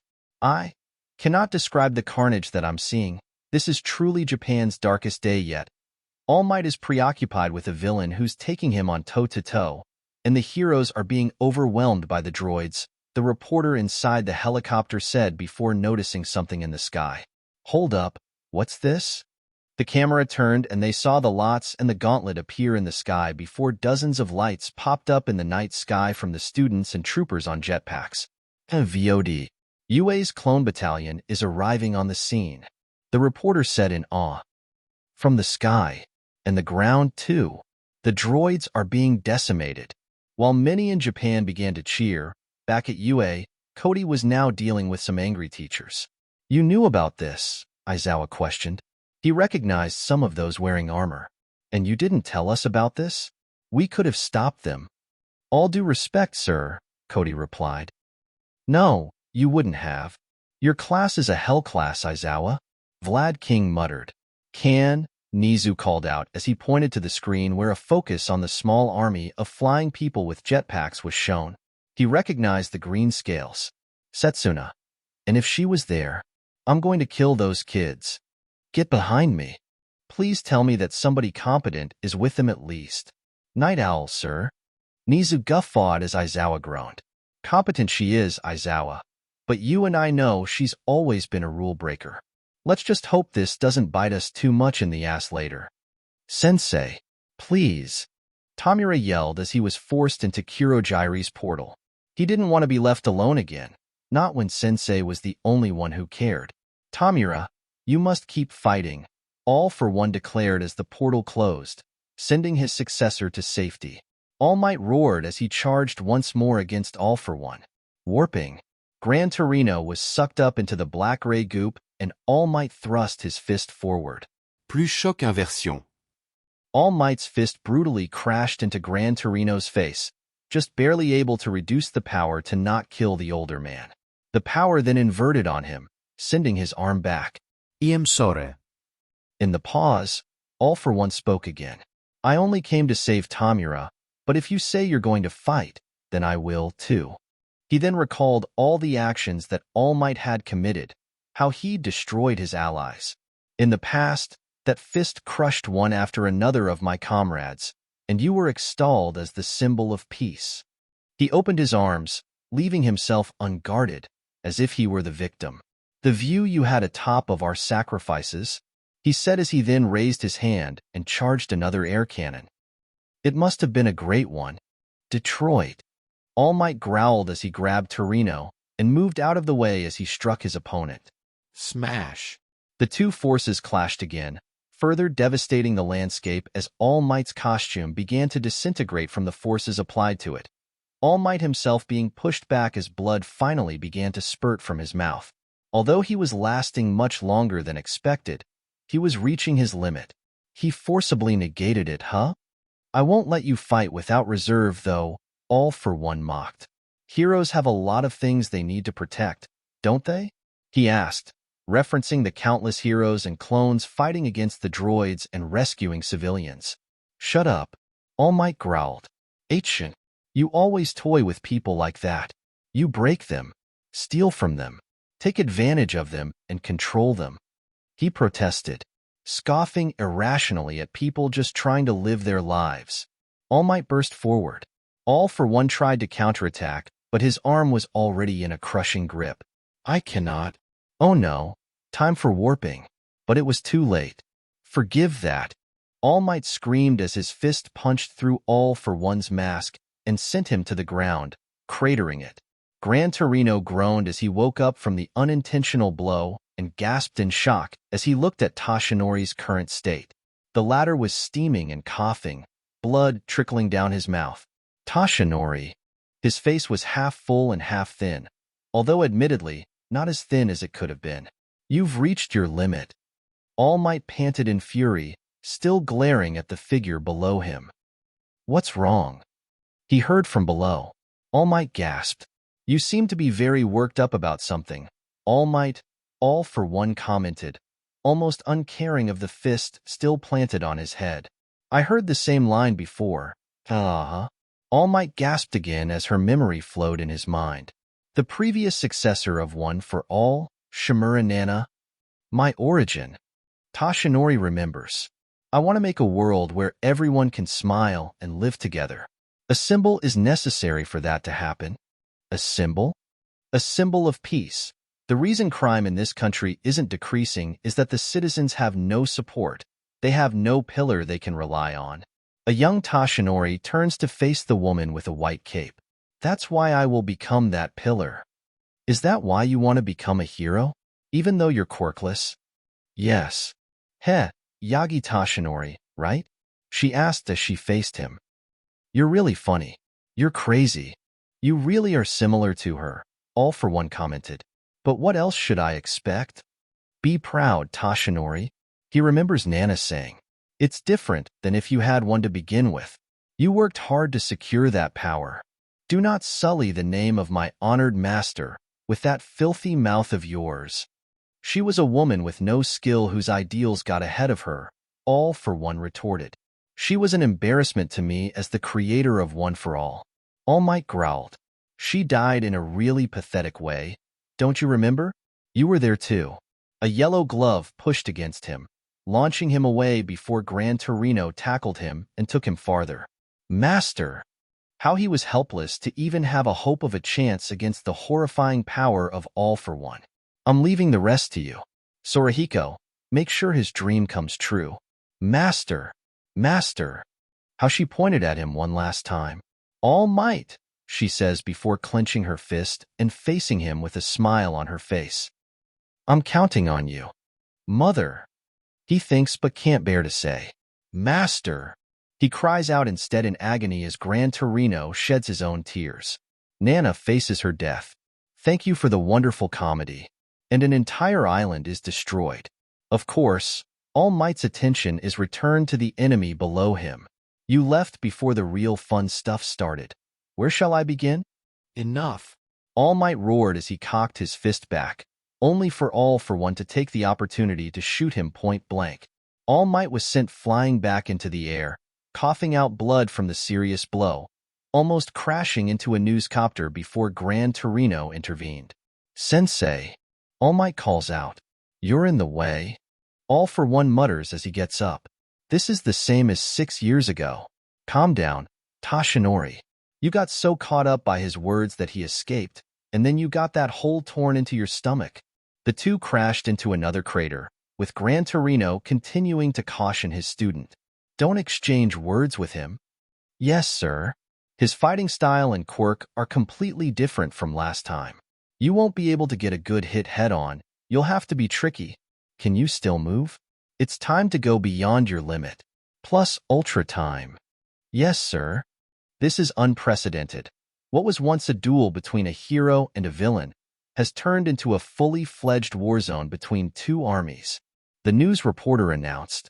Kazuna grinned from her apartment in Daika City as she went on a call with her boss. Seeing the news? That I am. I must say that those students and meta life forms are a great example. They charged into the fray without a license. Please, reach out to them and try to recruit them to our glorious cause. It might be difficult, what with Nizu there, but considering everything that's happening, I believe that things will change a lot regarding UA after this debacle. I'll get trumpet on it though. All Might coughed a bit into his hand before All for One's voice caught his attention. I'm a bit conflicted, he said as he extended his arms again. The trust in heroes that Tamura has steadily chipped away combined with the sheer carnage and devastation of the droid army. I wonder if it's okay for me to land the decisive blow. But you know, All Might, he continued. As much as you hate me, I hate you in the same way. I killed your master, he placed a hand on his chest. But you took away the things I built up too, right? He let his hand fall. That's why I want you to die the ugliest and most gruesome death possible. He roared as he charged up an attack. A big one's coming. Dodge and counterattack. Is it enough to dodge? All Might gasped as he noticed a civilian still stuck in the rubble behind him. Gran Torino moved quickly to intercept. I will steal away the things you protected until now. He roared as the attack struck. The heavens and earth split as All Might blocked the blow, dust, and debris spreading all over the battlefield once more. Blood began to drip to the ground from a much skinnier arm. First, your self-respect you kept even with your injury. Show the world your pathetic form, symbol of peace. All for One mocked as All Might's true form was revealed. By this point in time, not only Japan was paying attention to the news, but also those around the world. None could believe that All Might had been reduced to this thin man. The literal mountain of muscles was reduced to someone who only looked fit above average. Many felt shock. Many felt fear. Many began to panic. A few, however, felt joy and even celebrated. In Daika City, several of the denizens of its higher echelons opened a bottle of champagne from before the dawn of quirks. My friends, this is a most glorious day. The new era is upon us, and with that big of All Might reduced to this, nothing will stop the liberation of Japan. A man with brown hair and a long nose laughed while the rest of his inner circle raised their glasses. In another city, another hero could only groan in defeat. I warned you, Night Eye said with grief. And now, it comes to fruition, the end of All Might. The students who hadn't been specifically called in to help could only observe in horror as their greatest hero was revealed to be someone entirely different. Bakugo Katsuki himself was catatonic, his entire world crashing down on him. All Might, the symbol of victory, the man who never lost, was reduced to this?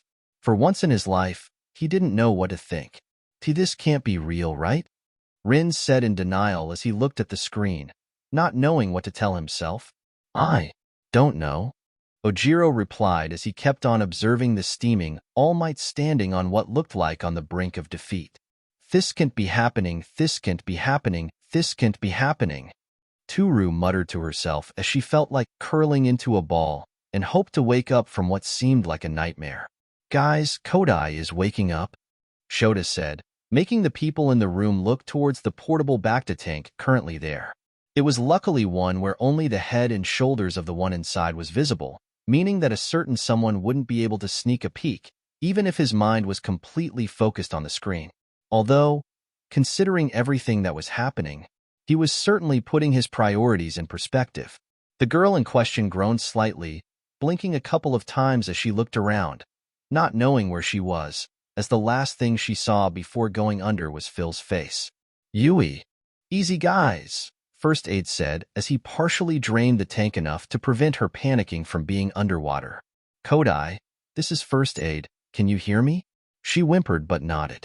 First Aid opened the part of the tank where her head was and took off the breather, allowing her to talk. What happened? She coughed, looking around the people surrounding her. You're inside a Bacta tank, healing from the wound you received.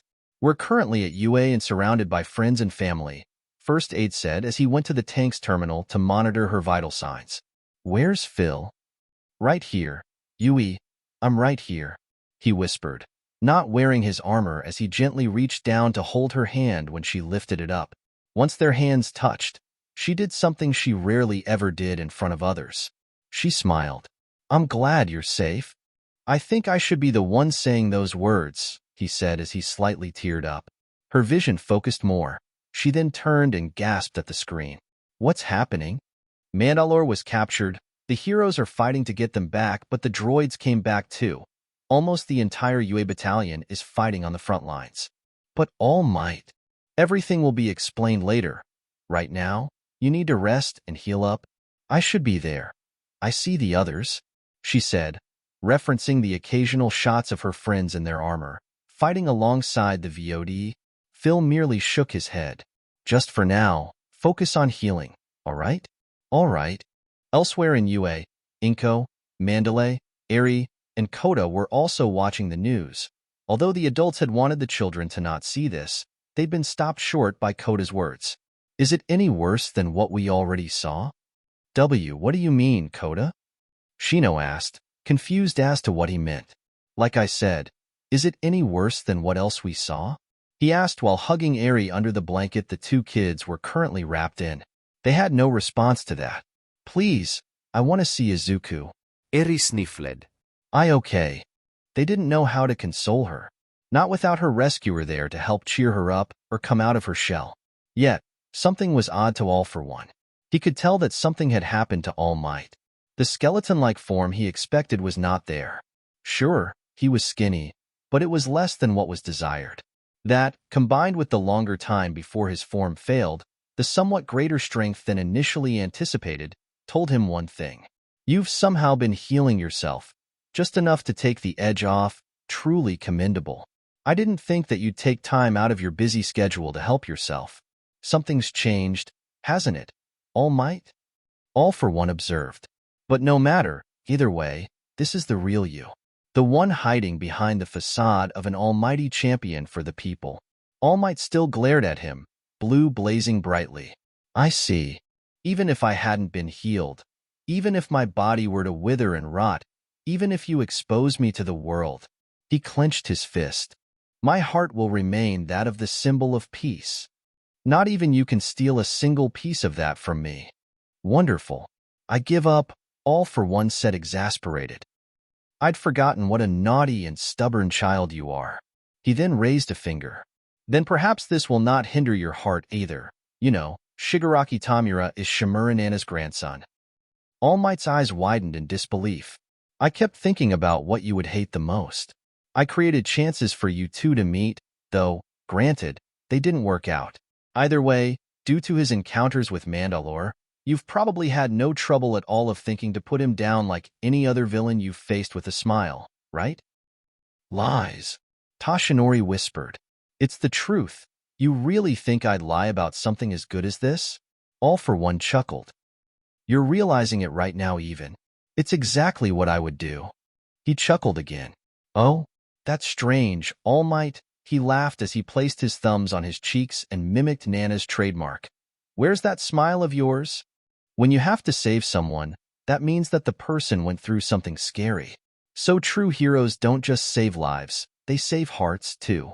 All Might's fist fell, and his hands began to twitch. That's what I think. No matter how scared you are, you should smile to show that you're okay. Nana placed her fingers over her cheeks and pushed them up. Because the strongest are those who smile. You bastard. Haha, this is really fun. All for One laughed as he finally dropped his hands. I guess I was able to steal some of that spirit in the end. No? My master's grandson? What have I done? He couldn't take it anymore. And in his moment of horror, he sighed. All for One raised his hand and charged an attack. Fall. The attack would have launched forward, battering an unprepared All Might directly in the chest, crushing his bones and organs and ensuring that Japan would forever fall into despair. But in a flash of emerald light and shrieking black, Mandalore appeared, blood trailing behind his now torn legs. The dark saber blurred as Mandalore slashed down. Flesh burned, blood evaporated, and bone was seared. All for One screamed. Away from the immediate chaos, clones and heroes were working together to defeat droids and other villains coming out of the woodwork and help evacuate civilians to safety. They were in all parts of Kamino Ward, but some areas had admittedly less action than others. Further inside the ward, Waxer and Boyle were walking around the ruins, searching for survivors, and had their blasters at the ready in case any droids or small-time villains decided to show up due to the chaos. By the Lost Legion, look at this mess, Waxer muttered as he surveyed all of the ruined homes, both saddened and glad that he didn't see any bodies. On one hand, it could mean they had managed to escape, but on the other hand, it could mean they had been buried beneath all of the rubble. The fighting was still going on, but they were part of the contingent that was focusing on the outer edges of Camino, where there could be civilians trapped and would otherwise be overlooked since the majority being evac'd were those in immediate danger of the droids. Boyle walked over to one building and put his hand on a wall, before removing it and finding his glove stained with red. Poor guy, he muttered, not wanting to think how the blood had ended up caking the wall like this. Let's just keep it. The sound of rocks and pebbles falling caught their attention, and they quickly readied themselves for a confrontation. They moved into an alley, blasters at the ready, and found a small blonde girl staring at them in fear. A child? Boyle said, lowering his blaster followed by his brother. What are we gonna do with her? Waxer asked, looking towards Boyle. What do you mean? We're taking her with us, of course. Wouldn't be very heroic to leave a kid in a place like this. Remember what Ori Vod did. When he found Eri, he took her with him the moment danger arose. Boyle replied like it was the obvious thing to do. The girl suddenly flinched and hid behind a piece of rubble. She's afraid of us, it seems. Who wouldn't be at that age? Look at us. We don't exactly look friendly with all of this on. Waxer replied before kneeling down and taking off his helmet, showing off his face. Look, it's all right. I'm flesh and blood, like you. See? He said, taking off his glove to show that he indeed wasn't just a droid wearing a mask. She looks half-starved, quite possibly her quirk being at play. Here, Boyle said as he passed a ration to Waxer, who passed it to the girl. The girl started to speak something in a foreign language, before taking the ration and eating it. Boyle then took off his helmet, showing their similar appearance. Frère? Frère? She said, pointing at each of them. No, I'm Waxer, he's Boyle. Frère, frère. Looks like you made a friend. We should go now, Boyle said as he put his helmet back on. Get her to safety. I don't think there are any other survivors nearby. But droids? Come on, kid, Waxer urged after putting on his helmet and beckoning her to follow them, reaching his hand out. Come on, he said, with the girl tilting her head, before she walked over to him and wrapped her hand around some of his fingers. As they kept on walking, they passed several ruined buildings, with Waxer shielding the girl's eyes from some of the more macabre parts they found. Think any of these could be? Possibly, but let's hope that's not the case, Waxer replied, just as the little girl suddenly started running towards a building. Hey, wait, he called in worry as the two began to follow her inside one of the collapsed structures, the two checking if there was anything hiding in there, before relaxing a bit, taking the time to take off their helmets once again to look around. I guess this was her home. Poor kid, she's lost everything. Waxer sighed as he took in what had once been a living room, just as he spotted a little plushie lying amongst the rubble. Picking up the toy, he gently handed it to the girl, who eyed it and immediately hugged it close to herself, crying over the traumatic events that had happened in the past hours. Waxer gently held her chin and soothed her. It's okay now, we're here to help. The girl sniffled before she rushed forward and hugged him, the latter slowly hugging her back. Boyle couldn't help but wipe a tear from his eye. This world was too unfair, especially to little ones like her. He approached her and kneeled. Don't cry, kid. We'll keep you safe. I promise. She looked back at him and gave out a little noise as she jumped forward and hugged him too. The moment, however, was interrupted by the sound of wheezing along with metallic steps. Nomus and droids. Blast it, Boyle said as he prepared his blaster. The little girl, however, began to pull Waxer towards the place where he had found her plushie and pointed to the floor, making a lifting gesture to which he complied. A part of the floor was revealed to be removable and led down into a tunnel of some sort. Boyle, get over here. We can't fight all those things alone, but our little friend has found a tunnel, he said, as he jumped down, followed by the girl. Why do we always get the fun missions? Boyle asked himself before following and covering up the floor again. They'd made it just in time to not see the absolutely enormous explosion of debris that erupted from the epicenter of Camino, nor the tower of golden lighting that took its place soon after. Damn it!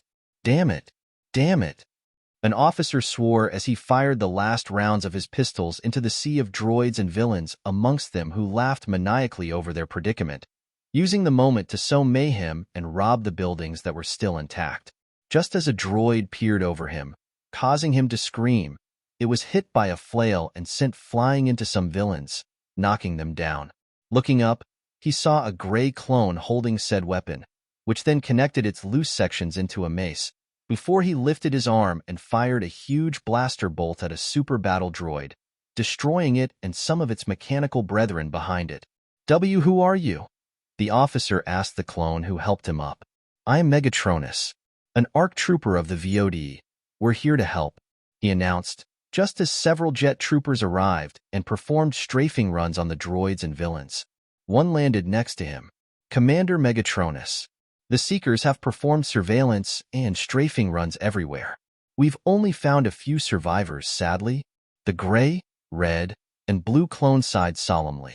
The ARC trooper put a hand on his shoulder. You and our brothers did your best, Starscream. Take pride in that, he replied, to which Starscream saluted. Just as they finished, a high-pitched roar rang throughout the air as a giant of a villain with an insectoid quirk landed in front of them, Megatronis getting in front of the officer and his brother. And who might you be, Hercules? He asked, noticing the bug in question was a Hercules beetle. I am Jinsei, you pathetic print of a human, and your doom. He roared and slammed his two fists down on the ground, Starscream taking the officer and flying off to bring him to safety. Cracking his neck after landing, Megatronis sighed as he readied his flail and even had a vibroblade come out from his vambrace beneath the blaster.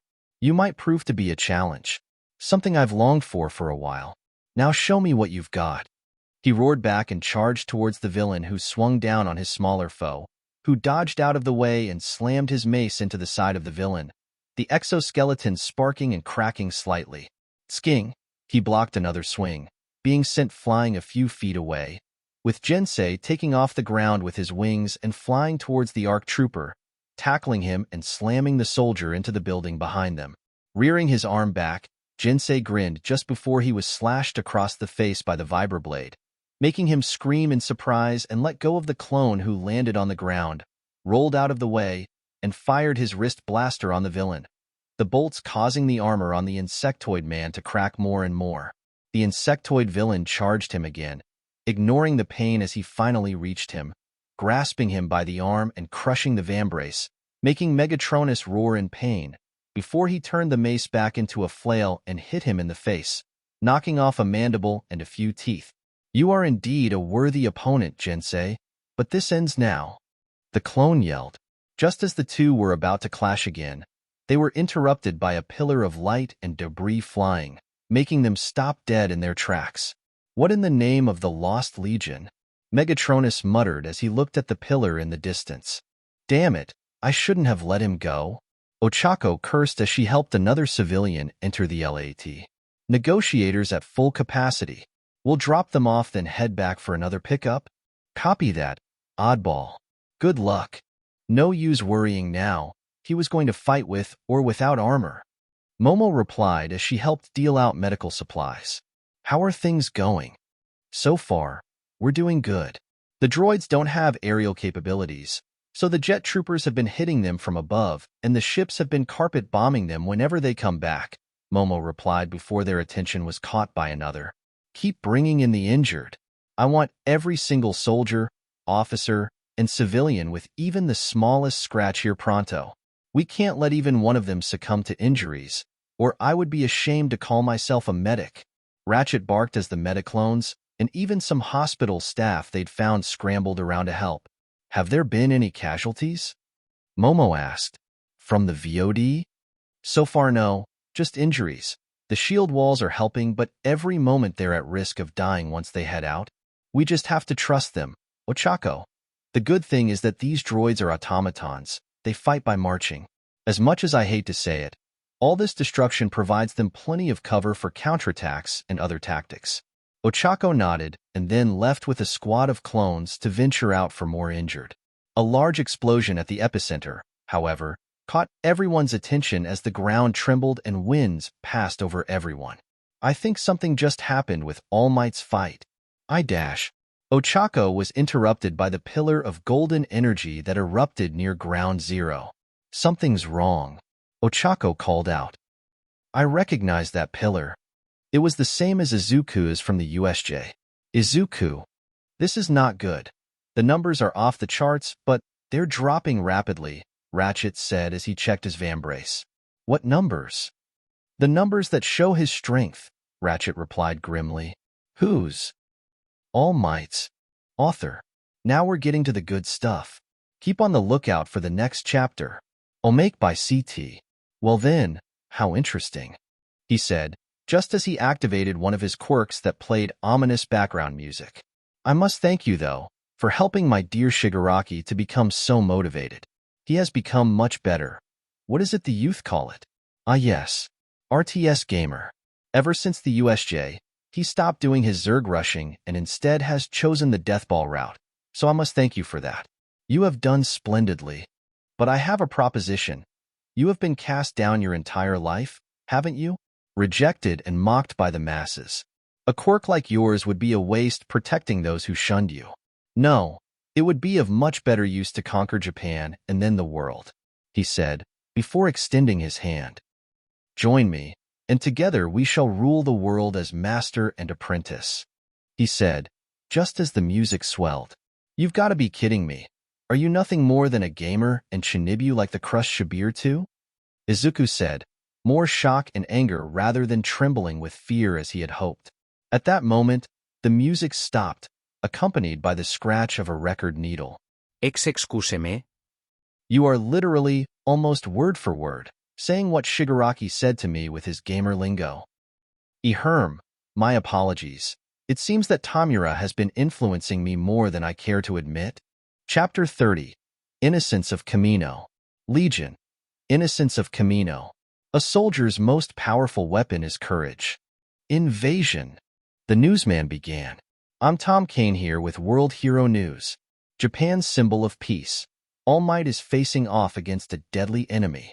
Meanwhile, a droid army controlled by the villain group, the League of Villains, has been unleashed upon the denizens of Camino after a huge attack by All Might's foe. The heroes seem helpless against this metallic menace. However, help has arrived in the form of Mandalorian's brothers and classmates. Let us hope they can hold out until more reinforcements arrive. After breaking away from the League, Izuku and Sentinel's squad were taken away by the jet troopers. Are you all right? Ochako asked as they gained more distance. Yeah, Izuku replied. You guys really saved me there. You are in so much trouble when we get back home. Me? You're the one in an unsanctioned rescue mission. How do you know it's unsanctioned? As if Aizawa would let you guys do this. Yo. Parsley. How's it Hanjin? Setsuna cackled, using her quirk to fly with them. Wait, 1B is here too? We've got a lot of people here. You guys are insane. Why would you do this? Why wouldn't we? You and the VOD have done so much for us, dude, Setsuna said as they made their way back to the small waypoint that Night Owl set up. They sacrificed their lives for us. We plan to fight alongside them. The VOD are facing the army. Anybody with area of effect attacks are helping them. The rest of us are either setting defenses at the LZ or helping to evacuate civilians. Ochako continued as they began to land, some more gracefully than others. Izuku stumbled a bit as he was let go, gravity returning to him from Ochako releasing her quirk, but was glad to see everyone safe and sound. How many did we lose at the camp? 40, with a lot more injured, but they took out about 500 droids before they shut down. Izuku bowed his head and nodded, but focused on what was happening right now. Men Alo. Kix called out, Ratchet following him as the former put Izuku's arm over his shoulder to help him walk properly while Ratchet began to scan him. All units. Mandalore has been safely retrieved. Still no sign of Burinar. Ochako relayed before Izuku spoke up. Relampago did something to him. He tortured Denki, messed with his mind. Erasure was just here, but I think Denki's fighting her. It's bad? Ochako nodded solemnly and relayed the info. All units, be advised. Relampago is still at large and may have forcibly compromised Burinar. He is currently engaging Erasure. Blitz here with Beslar. The clone called out on his ADRT. He'd sent his squad to continue on their mission while the two rode on after the lights blurring in the sky. Lightning streaking across the heavens furiously. We can see them. We're in pursuit. Kyuka set her walker into full gear, the machine sprinting forwards even faster than before, managing to even surpass Blitz, never taking her eyes off of the lightning streak in the sky. Copy that, Blitz. Good luck. Ochako said as the clones finished checking Izuku. Other than the serious bruising on your collar, your vital signs are stable. Bit lower than expected red blood cell counts though. What happened, VOD? Izuku remained silent. Izuku? One of the villains. She has a vampire quirk, I guess. She? Izuku immediately shivered. Expect that to be something else we will be talking about, Mandalore, she said before turning away, smirking. She really enjoyed teasing him now. Great, he thought, trying to mentally prepare himself over how doomed he was when they got back. Looking out at the ruins of the city, he hoped that the remaining heroes and his brothers would be able to save as many as they could. At the moment, he was still weak, and although he really wanted to go out there and fight. Ochako, I'll stay here and help coordinate the evacuations and defenses. Read my mind, Izuku, as if I was going to let you get out there when you've been under who knows what kind of torture like Denki. She whispered, do you want to keep the Darksaber for a bit? I feel that it'll be more useful to you than me. I don't know how to use a sword, she replied, shaking her head. It'll be better used by you. All right, once we get out of this, I'll have to teach you then for the future. Ochako nodded, but also sighed from the overwhelming responsibility that had been given to her. That's also another thing we'll need to talk about, making me Mandalore. She slightly chuckled from hysteria at the end of her sentence. This entire situation was so chaotic. I know it was a lot, but I trust you. Sigh. Let's both stay alive then, she said as she lightly tapped her helmet against his and then rocketed off. Did she just? Yep, Rex replied as he helped Izuku and gave him some rations. Get your strength back, VOD. Come on, Tsunoko. We need to get out of here before the entire building collapses on us. A teenager with a quirk that made him glow exclaimed as he lit up the building they were currently inside, while two of his other friends were helping the horned girl walk after her leg had been pierced by rebar from the falling debris. Damn it, it hurts. The girl whimpered, a bit of blood dripping out from the gash on her leg as small pieces of concrete fell from the collapsed building while they agonizingly slowly made their way to the other side. Come on, you can do it. Another girl who helped her walk said as she had lit her hand on fire, also using her quirk to light up the darkness of the night and building. They didn't know how they got to this point. They were just students from Ketsubutsu, barely halfway through their first year. They weren't supposed to see any action till midway through their second year at the earliest. The reason why they were here in the first place was to visit some friends and family living in the city. If this is what UA has to deal with, makes me glad that I didn't apply. That makes two of us. Suddenly, they heard the unmistakable sound of metal creaking and stone rumbling. The rebar inside of the building was about to give in under its own weight. Shit, we need to get out of here. Come on. One of the boys said, as he picked up the horned girl and began to pick up pace with the others. Suddenly, the rebar gave in, the entire building beginning to fall down on them. They may have been heroes in training, but they were still kids, so they did what any kid would do in such a situation. They screamed. They heard more rumbling from the side as something crashed through the walls and raised its arms, catching the building that was about to fall on top of them. Are you all right? They heard, and were shocked at the familiar voice. Turning, they saw one of the clones, but inside a suit of power armor that was currently holding the rubble and debris. Emiteria? One of them cried out in confusion. You know Orivod? No matter, move, he shouted, getting impatient at them gawking at him. Oh, for the love of Rom, Scar, Dust. Get your asses over here and take these kids away before this damn thing collapses. The clone shouted. Right. Moving. The three clones each picked up one of the remaining students and began sprinting out, followed by the boy who had grown rocks on his head as a helmet, making it out from under the building. Just then, the clone in the power armor let out a roar and briefly managed to throw the building a few centimeters into the air, before using some kind of boosters on his back to get out of there. You okay, Grid? Rom asked as he put down the bespectacled girl he had been carrying, as he dusted himself off. Yeah, infine. My armor needs some repairs, though. The clone now identified as Grid said, This suit that Hatsum made is super useful, he chirped, as the suit separated into 4 pieces that then began acting like sentries. Better be, especially after the engineering core went through it, Dust commented. Almost broke Scrap's spine the first time around. Scar shuddered as he remembered how their brother had nearly been pretzeled. Excuse me? You can put me down now? The girl with the flame quirk said to the clone holding her, a blush on her face due to how he for some reason had decided to carry her bridal style. Do excuse me, milady. It's just that I was too enraptured by your beauty. Plus, as a man, how could I not carry a young maiden like they deserve? He said in a noble, yet slightly flirtatious tone, causing her face to go nuclear. The glowing boy was too busy to look between all of the armored heroes, though. Each of them sounded exactly like Midoriya, if a bit gruffer at times. He really has changed, huh? He whispered. Everybody knew who Mandalore was by now. Ignoring Stain, he was, somewhat jokingly, enemy number 1 for Ketsubutsu during the license exam earlier that year. Ms. Joke had returned without her usual fanfare and had increased everyone's training regimen, particularly the students who would take the exam the next cycle.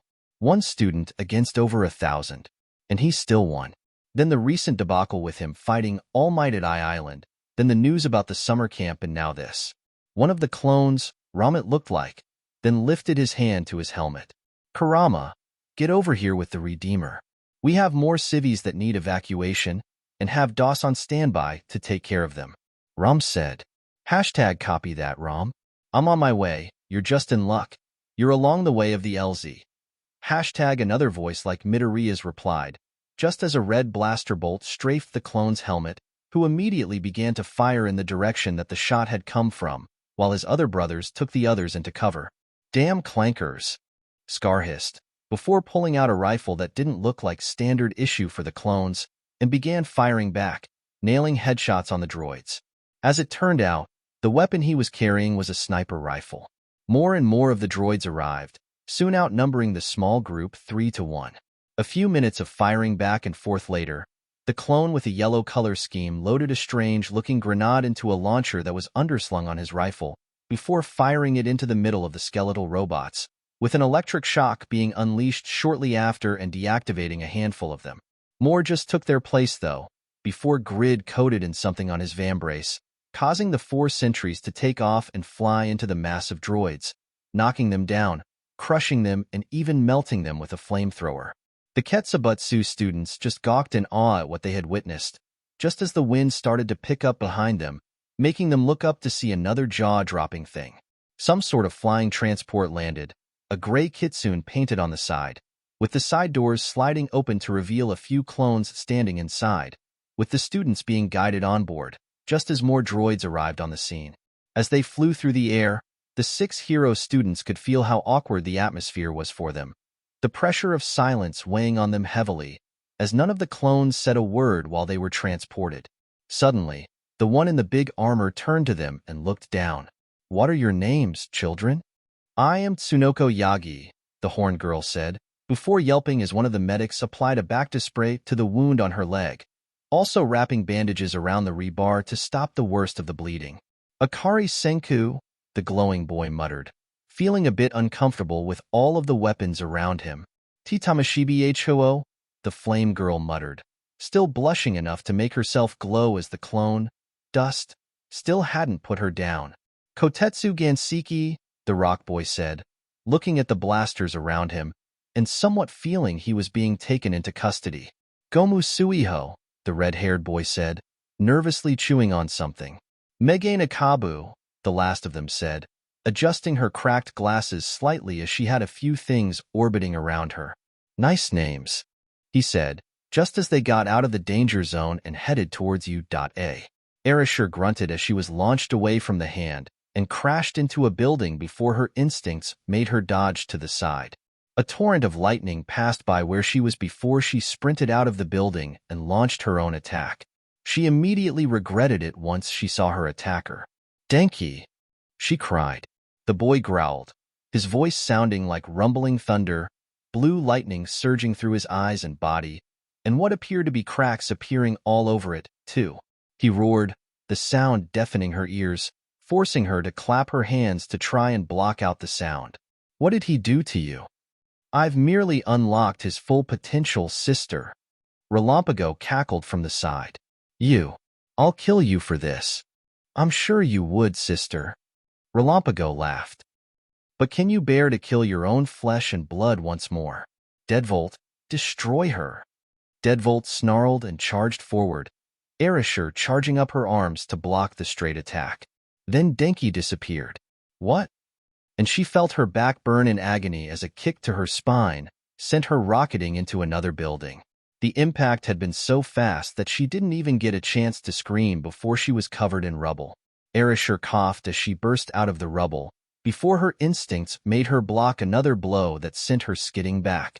Denki, please, snap out of it. He can't hear you, Arashi. All that's in his mind is his anger and pain, and you're his release. Relampago guffawed at seeing his sister's own flesh and blood beating her to a pulp. She didn't have time to block the next blow, as Denki was right in her face and hit her square in the right eye with an electrified fist, making all the veins in it burst, more or less destroying it as she was sent flying yet again. Fearing for her life, she got up and began to fight back, lightning encoding her fists as she put her training to use, blocking the wild blows from Denki. He had power, sure, but not the skill necessary. She would save her son. A clone sat on top of a building, the specialized sniper visor on his helmet being down, glowing a ghastly green in the darkness as he fired shot after shot on droids with his blaster that seemed more compact than the usual sharpshooting rifle, along with having what looked like a muzzle for some reason, going after those with a bit of yellow paint on them, as those seemed to be the leaders. These droids don't have that much intelligence, it seems, he deadpanned, before he stuck one of his hands into a package of what looked like dog biscuits and brought one up to his helmet, its mouthpiece opening up, before he popped said biscuit into his mouth. How can you eat those things, Fenrir? Another one of his brothers asked, his rifle looking even stranger, having a wooden stock while the barrel seemed to make up about 80% of the weapon. Look, don't judge me, all right? I don't know why, I just like them. We dared him to eat them once, and now he's addicted to the damn things. Bite me. They're tasty. Fenrir snarled as he fired another shot without looking, nailing a Nomu straight in the head. She was slowly managing to do it. Denki's power was putting great strain on his body, and she was able to keep a good tempo. But Relampago's incessant laughter, it reminded her too much of that day, of the lives lost, of how she was forced to make the hard decision. She began to lose focus, and soon enough, Denki's face was replaced with Relampago's, and she snarled, striking quickly and brutally. For all the pain, all the suffering she had to endure, all the suffering her family had to endure. Goro! She roared as her arm charged with more energy, the wrappings burning away to ashes as she made a knife hand, ready to pierce his heart once again. But as she went for the killing blow, she remembered exactly who she was fighting. The face of the man she hated fading back to her sweet boy, now bloody and bruised. And she couldn't do anything but let the energy peter out, as much as she knew that she had to fight, to try and help her son.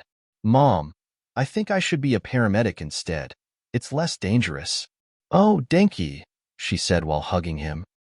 I know you want to help people, but you shouldn't let what happened in the past stop you. You can become a great hero and save so many. You don't need to be afraid. Okay, Mom, I'll be a hero. She couldn't bear to strike down her boy. That brief pause would cost her dearly. An excruciating pain shot through her entire being, as Denki's fist punched her straight in the chest, right over her heart, the blue lighting even piercing her, making her gasp in pain as her heart literally stopped. Tears fell down her cheeks as she shakily raised her hand and caressed his cheek lovingly. "My beautiful boy," she whispered before collapsing backwards and hitting the ground. "Good. Now eradicate her," Relampago roared, with Denki raising his fist to finish the job, just as his Uncle Faz shot out of the sky by blue bolts, Blitz and Kyuka arriving on the scene, with the former jumping off of her RT and tackled Denki, while Blitz jumped off and rolled to Karai, quickly analyzing the situation before he began performing CPR on her. "More interlopers? Oh, it's you again, child," Relampago said with a grin. Hoping to succeed where his own mother failed, Kyoka merely clenched her fists and raised them. "Ah, you can't speak, can you?" he observed. "Guess I caused too much damage. Oh well, Deadvolt, destroy her."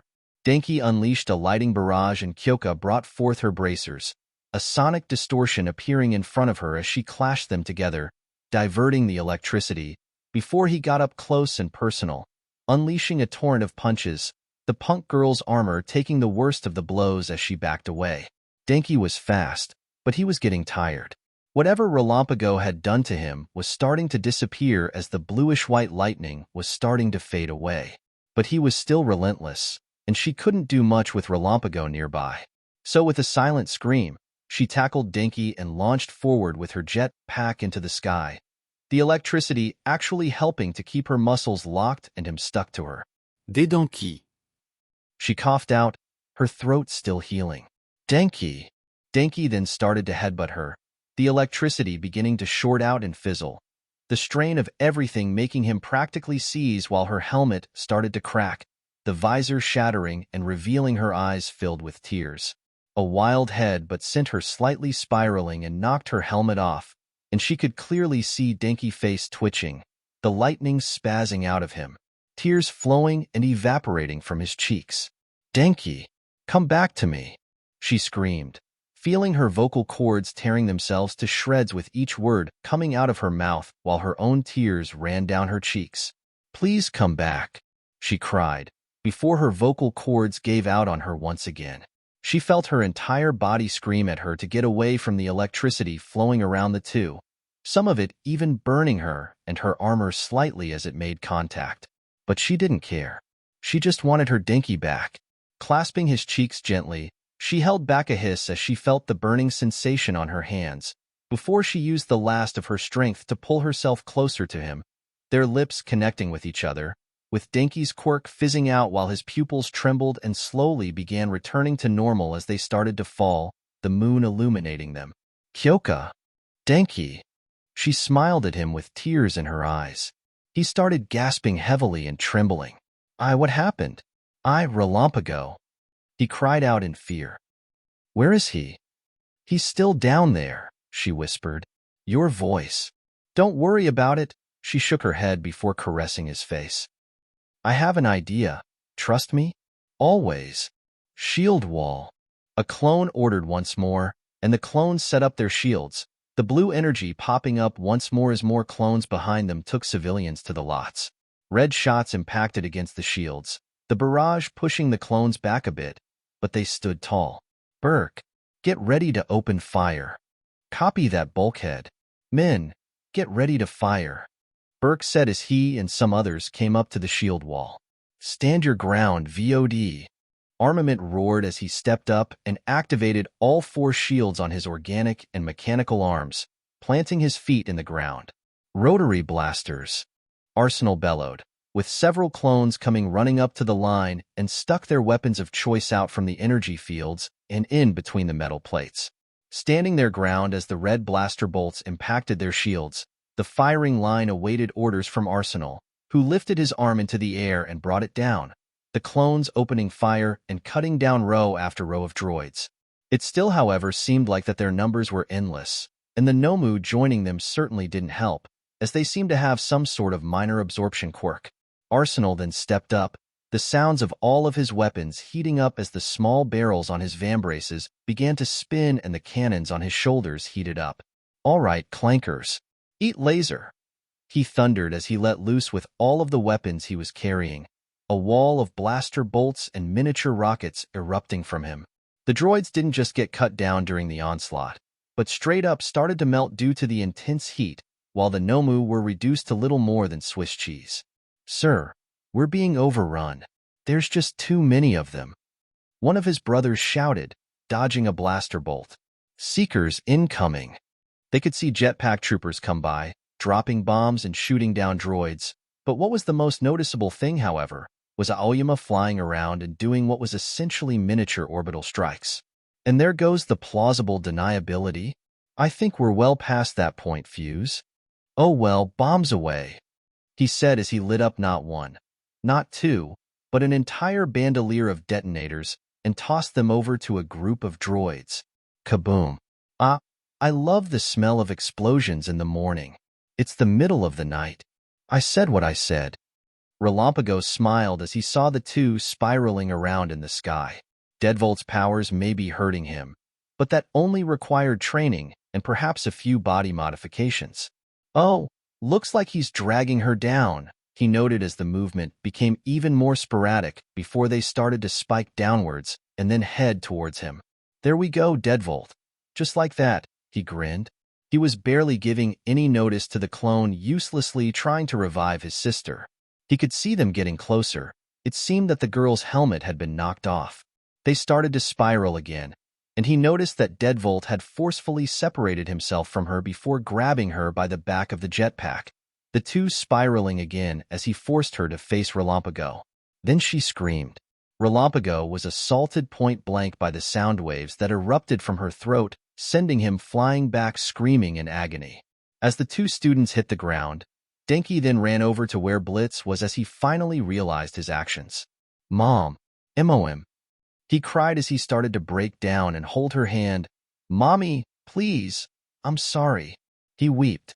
I'm sorry. "Denki, I'm doing what I can and I've already called for an evac, but her heart is still down. Any longer and she risks permanent brain damage. You need to restart her heart," Blitz said, with the two only now realizing how their friend was covered in scorch marks that looked like whips, along with his helmet having been broken with blood running down one of his eyes. "All right," Denki said as he sniffed and charged up his quirk. 3,000 volts. Clear. BABUM. Thumbs down. Kyoka had plugged her jacks into the ground. The sonic scream that she'd done had left her throat destroyed, but she was able to motion for heartbeats. Again. Clear. BABUM. Thumbs down. Again. BABUM. Babum babum babum. Thumbs up. Denki broke down again over his mother, shame and horror filling his soul mixed with relief and joy. Kyoka hugged him, and he sobbed into her chest, rapidly mumbling apologies and other things. She merely held him close, glad to have him back. "Lots on its way. I also called in extra reinforcements," Blitz said as he continued monitoring Arisher. The sound of rubble moving caught his attention, and he quickly got up with his rifle. Moving forward, he saw Relampago, blood pouring out of all the orifices of his face, barely able to move, let alone stand back up. Blitz raised his rifle. He, even if you kill me, I'll still come back," he said. Blitz lowered his rifle and changed the setting. "Then you'll rot instead," he replied as he fired and stunned the man, just in time for the LAT to arrive. He idly noticed his brothers coming up from behind before they secured the man. Everybody boarded, and they headed off, the clones adding more restraints to Relampago. As they headed inside, Kyoka noticed that Denki was staring at what Blitz had grabbed from the RT and passed to him. His armor. Kyoka grabbed his helmet and caressed his face before making him look into her eyes. "I can't." She nodded her head. "You must. After what I've done." He felt a bit of a bump in his chest before seeing how she'd pushed it towards him, holding it close to his body. For a moment, they simply stared into each other's eyes, their very souls bared between them. Denki gulped as he bowed his head, and she put the helmet on him before helping him strap the other parts of his armor. For simplicity's sake, they'd only brought his helmet, chest plate, and vambraces. After doing so, Kyoka gently bumped her helmet against his and held his hand while her earjacks gently wrapped themselves around him.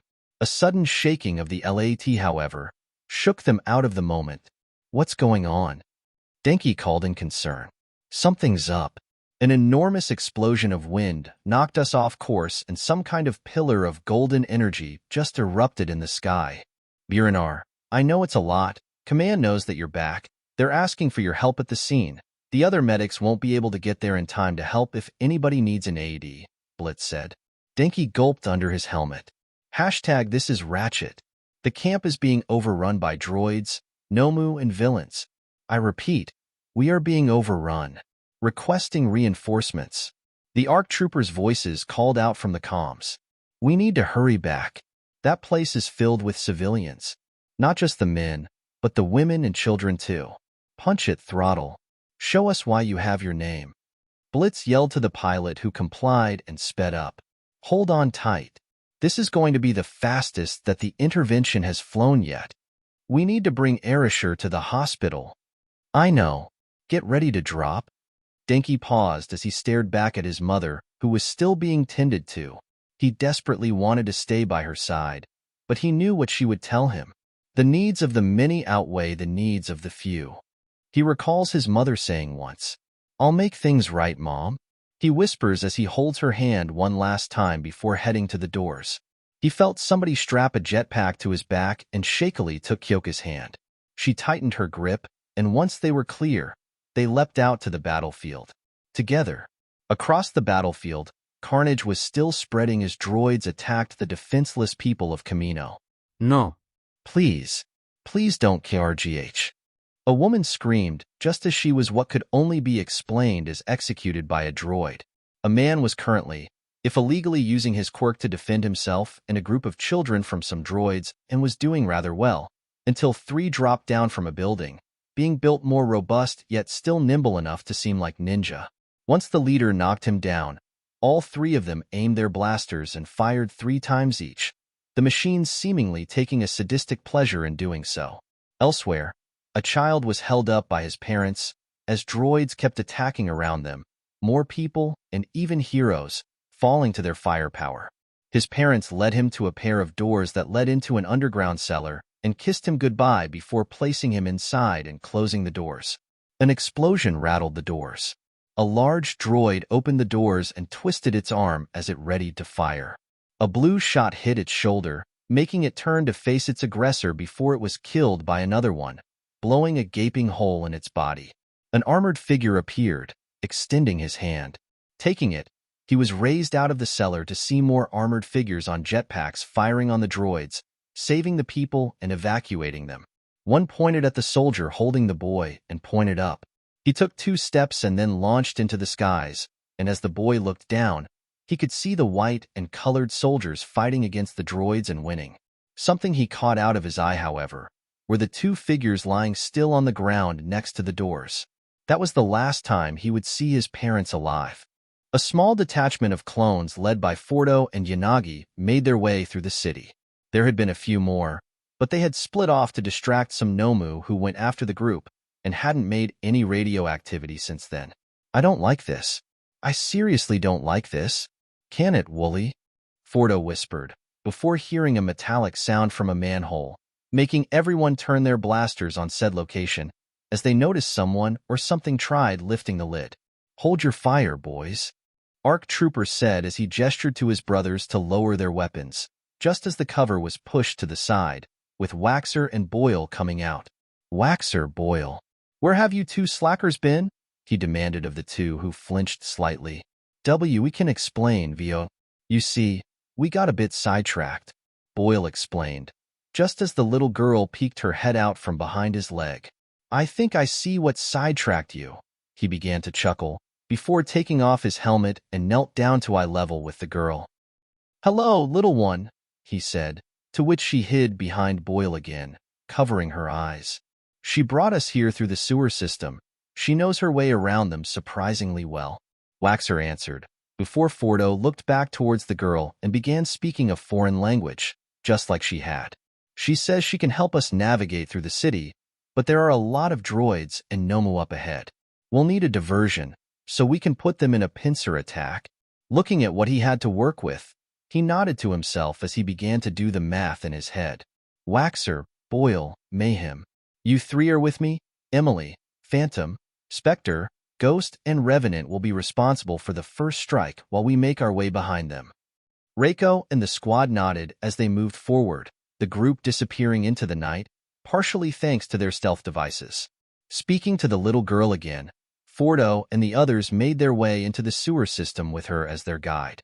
It would only take a few minutes for them to hear the familiar marching of droids. However, they also saw a small group of survivors fleeing, while the robots started to shoot at them, luckily missing the majority of their shots. Fordo and his group had hid in the buildings, while Yanagi's group got the attention of the survivors and made them run behind the building they were hiding at, before running out from cover, guns blazing. That's the signal. Tow cables, Fordo shouted, as he fired a cable to the other side of the street, followed by the others who then used them to glide down while shooting, sans Waxer who stayed with the girl. After they had cut down the droids, luckily no loses, Waxer came down with the girl and put her on the ground, before he heard a woman and man call out someone and ran towards him, before they picked up the girl. Fordo was in shock when he saw the two people, however. Monsieur and Mademoiselle Aoyama? What are you doing in Camino? And who's the girl? He asked, somewhat managing to convey a French accent as he approached them. Ah, Monsieur Fordo, we did not expect to see you here, but thank goodness you are here. Is our little Yuga unharmed? Mrs. Aoyama asked as she held the girl in her arms who just hugged her mother. He is. Somewhat. But again, who is the kid? This is Charlotte, our youngest. We were separated during the attack and were afraid we had lost her during the opening explosion, Mr. Aoyama said, as more of the civilians walked to them, just as the ground shook once again. Come on. We need to get you out of here, Fordo said as part of the squad formed up on them and escorted them out, the rest continuing their mission to flank the droids. Man. Papa. Charlotte. Another voice cried out as Yuga landed in front of them and hugged the three. The family began to rapidly speak in French, shedding tears of joy and relief. After calming down a bit, they quickly moved out back towards the landing zone, while the others continued to destroy the pocket of droids, more seekers coming by from above once they saw the battle and providing aerial support. Something all of them noticed was that Charlotte seemed to like being around Waxer and Boyle, the little girl having her hand wrapped around their fingers more often than not. Just as they made their way out of the city, they noticed something blue flying towards them before it impacted a building a few hundred meters away. What in the? Fordo muttered, as he ran off with his brothers and Nauyar, not noticing the civilians following too. The base is being overrun. I repeat, we are being overrun, Ratchet called out as he used one of his tools to knock down a droid getting a bit too close for comfort. Where are those reinforcements? Rex called out as he took cover behind a downed RT, firing back every now and then. The negotiator can't take off in these conditions, and the ball turrets don't have a high enough angle of elevation to be useful, Bullseye shouted as he and some of the students carried out something from one of the transport, which turned out to be a heavy blaster cannon. Getting onto it, Bullseye opened fire, the boxy gun cutting down rows of droids who kept on marching forward relentlessly. One clone was standing and firing his blaster, until an explosion erupted behind him, throwing him forward while spinning and landed on the ground before Kix dragged him into cover, using his miniature shield on his vambrace to provide a bit of cover. Izuku was using Haikage's power to help him deflect oncoming blaster bolts, but it was barely doing anything to help. He didn't know if reinforcements would get there in time, but perhaps he could make some. Rex, I need cover. I'm going to try and summon more reinforcements. VOD, in your condition, Dash. There's no other choice. Rex growled in frustration but nodded. I swear if you die, I'll tell Ochako so she can revive you just to kill you again. Stoic Raga, Torque, and Breach. Give Mandalore some cover fire. Right. Stoic and Raga used their shields, while Torque and Breach used their rifles to help. A few more clones, like Dragon and Atad, 7, also provided covering fire while Izuku knelt and focused on his power. Izuku, when we're done here, I'm going to find a way to get back to the physical world and beat you over the head for surrendering to All for One. Love you too. He cheekily snarked to Nana, only increasing her frustration. Honestly, just as reckless as Toshi, Are you all right? Fine for now, but I need to bring out reinforcements, and I need something that can provide cover fire for the landing zone to protect Night Owl and the lots. What's your plan then? Legion has adapted constantly to help me overcome the situations I found myself in. This time I'm going to force it to adapt to what I need it to be. Sounds risky, but for some reason, those plans usually work for you. A droid tried to sneak up on him with its sword while the two bickered, only to be engulfed by blue flames, as Dragon unleashed his weapon of choice on the metal construct. All right, here goes nothing. We need something with heavy firepower, but also something that can take a beating and can move through all this debris. I think it's working. The engineering section has come up with just what you need. Izuku. They core bringing them here now. Izuku breathed in deeply as he charged up One for All and used it to fuel Legion. You're gonna need a big door. Right. As the power continued to culminate, he opened his eyes and spoke. Legion. A large green portal opened. Forward, march. Although march had been the command, the ensuing reinforcements were anything but, quickly appearing with fresh supplies and manpower to help relieve those that were getting tired. Keep holding it. They're coming out right now. Just what is it that's this big and needs this much time? Is that a cannon? The large cannon that stuck out of the portal was followed by the sound of heavy mechanical steps and pistons, before something curved and angular exited, the cockpit at the front having 4 smaller cannons around it as it kept on walking out of the portal, soon revealing itself to be a behemoth just a little over 20 meters in length and being held up by 6 legs, followed by another one similar to it. By the Lost Legion. They're beautiful, Bullseye exclaimed as he saw the 2 newly arrived vehicles, just as the portal closed with one last clone hopping out. What the hell are these things? Nana? The Corps calls the All-Terrain Tactical Enforcers, or ATEs for short. Kinda charming machines, if I do say so myself. All right, move the injure inside the tanks. They will be protected there, Ratchet shouted, as clone medics started to move out to carry the injured inside. The turrets at the front of the 2 newly deployed vehicles provided covering fire, shooting just as fast as the lots, but with double the firepower, cutting down the droids within the vicinity. The problem with summoning something so big, however, meant that they instantly were targeted by the enemy army, with red blaster bolts and quirks from the Nomu quickly pounding against the sloped armor of the walkers. Bullseye, man the main gun. We can't keep going with only the turrets, the pilot inside the first that had arrived shouted, just as Bullseye popped out of the hatch on top of the walker and made his way into it. Ho ho ho ho. I've always dreamed about firing one of these, he snickered, just as he texted in some coordinates, making the turret swerve in the direction of a mass of droids and Nomu. Chew. The cannon rocked the entire tank when it fired, with the legs keeping it stabilized as the shell it had just fired raced through the air and impacted the ground in the middle of the droids and Nomu, exploding upon impact. Another batch of droids arrived and opened fire on the tank, the red bolts impacting against the hull, with Bullseye ducking to not get shot. Initiating Fortress Mode. The pilot shouted and pressed a few buttons before pulling a lever, causing an armored plate to raise in front of the cockpit, while the turret was closed off to look more like the cockpit had before, an armored box with some glass to the side, while the softer-looking midsection was covered by plates similar to an armadillo or Roman chest plate. The ATE continued to fire, with its twin moving to the other side of the LZ to provide more cover. Izuku remained on his haunches, resting from the strain he just put himself through. Izuku? I'm fine, just tired. In truth, he felt more than tired. It was an exhaustion that was seeping into his bones. Feeling slightly nauseous, he took off his helmet, but fortunately nothing came up. You all right, VOD? Rex asked as he got close. You literally look thinner around your face. Yeah, just took a lot out of me. Ochako then flew in, jetpack cutting off as she landed to kneel next to Izuku and gently rubbed his back. You can rest, Izuku. We're handling things, she said. Captain, how goes things? We have gotten a bit better hang on the situation.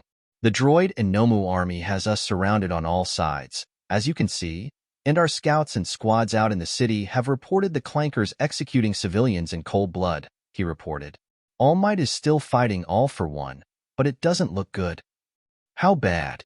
Bad enough that we still can't get close? Hashtag all units. Something's gone wrong. All Might's run out of time. His true form has been revealed. Hashtag. What? Izuku cried out in shock. True form? What's he talking about? Ochako asked as she walked up to them. Never mind that. We need to get to him right now.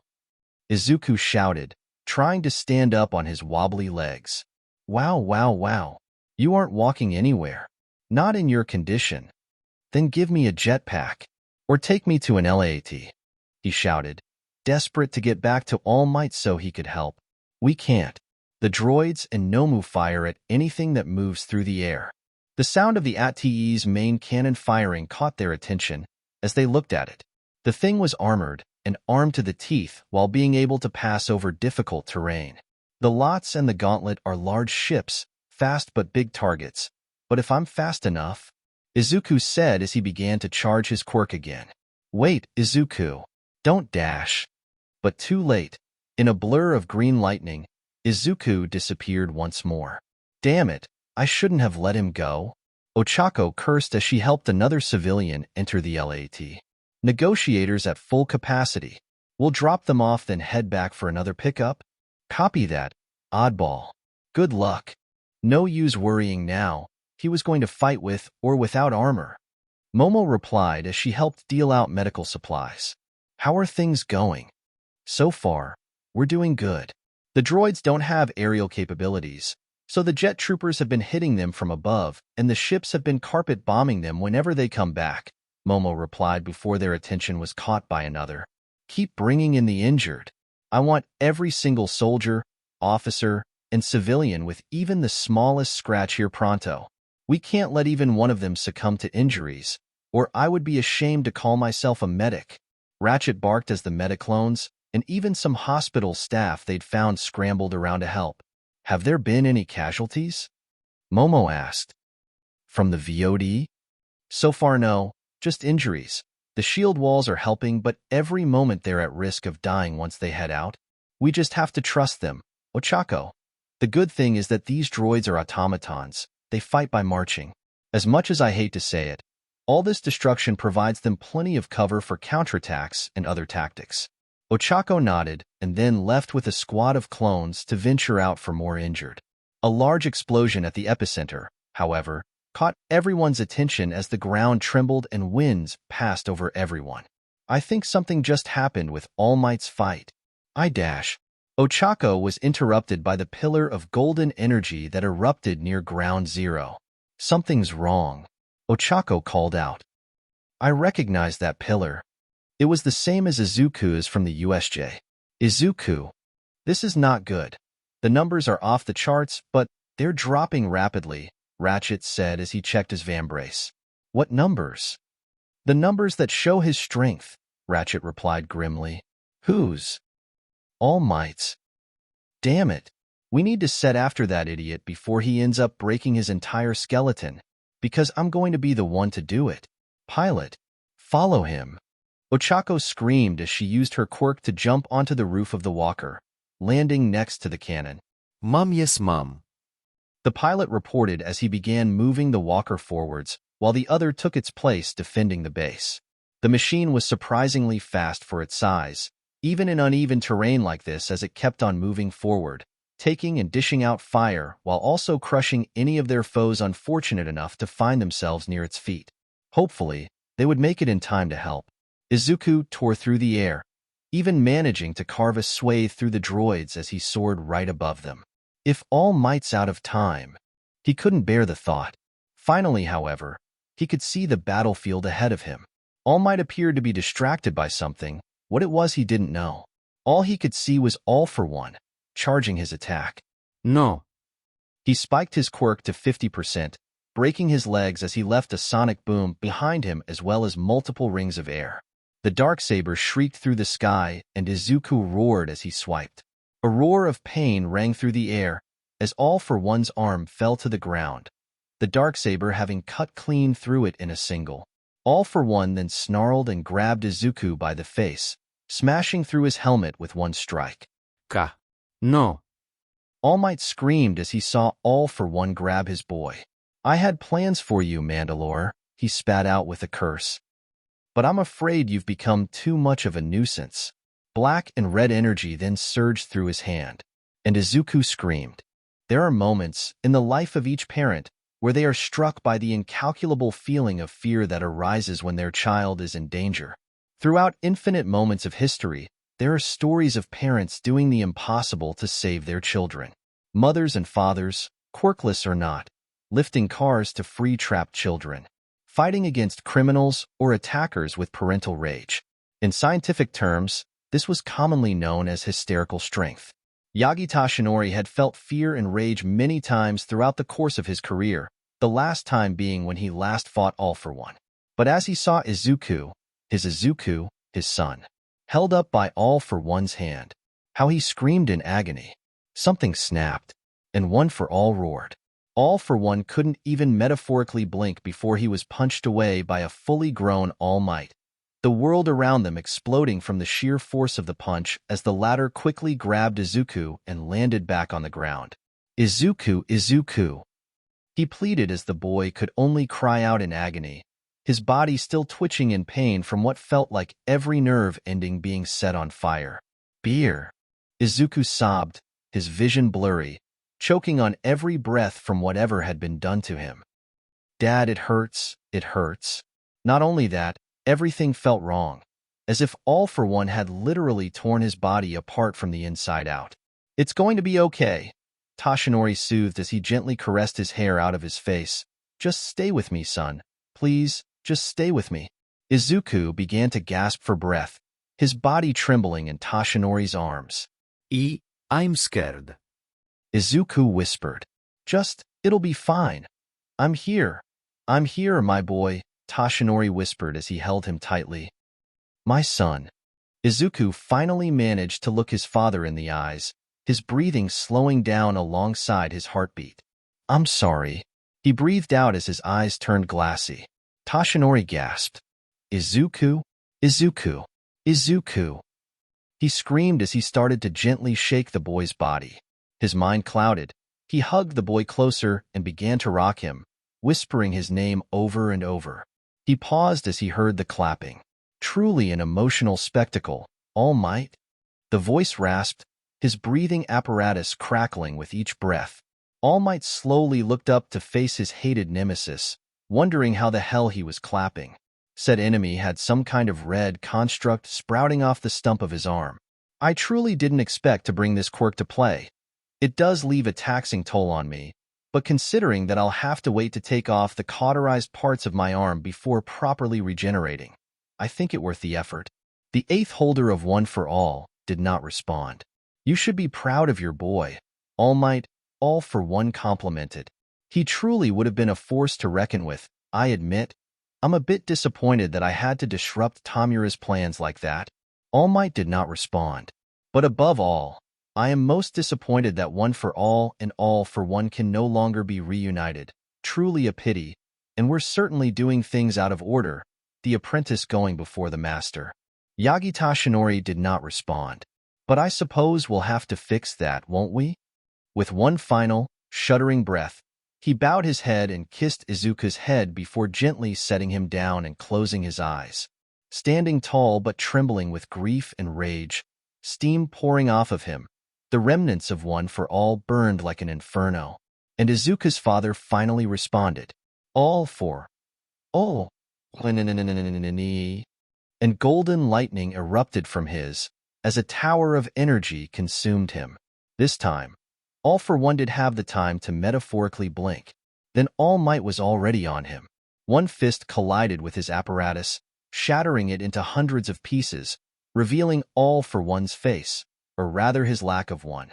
His entire head sans his mouth was covered by scar tissue, covering both his eyes and nose.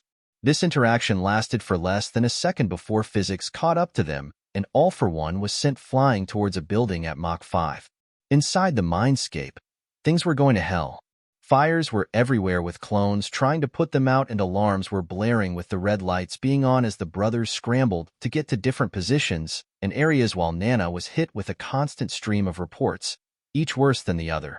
Integrity is failing in Sector 3, sealing off the corridor. The hangar is in chaos.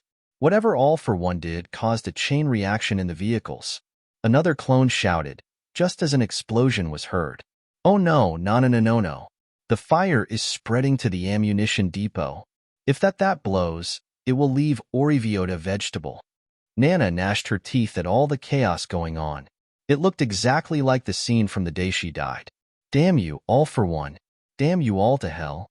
Baboy. The fires are spreading to the youth quarters. They're trapped inside. At that, her eyes widened as she began sprinting towards the sector. She was soon joined by the Clone Fire Brigade and reached the doors that were blocked by the burning, collapsed ceiling.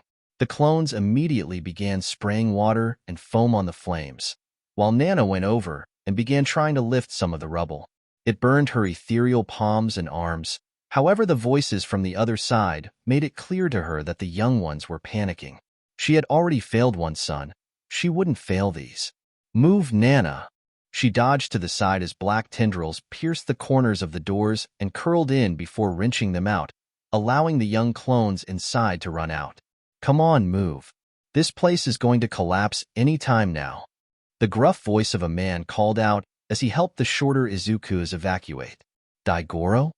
Nana asked, as medics came to treat the burns on her arms and hands. Not just him. Us too. Another voice said, this one quieter as a man with a big turtleneck came out of the shadows, followed by 4 more. Nana smiled.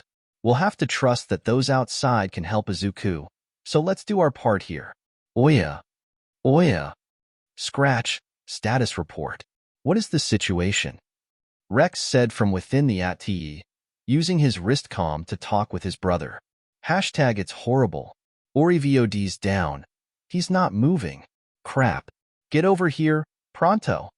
Hashtag their hyperactive brother whispered from his concealed spot near the battlefield. Shit. How long until we're within range?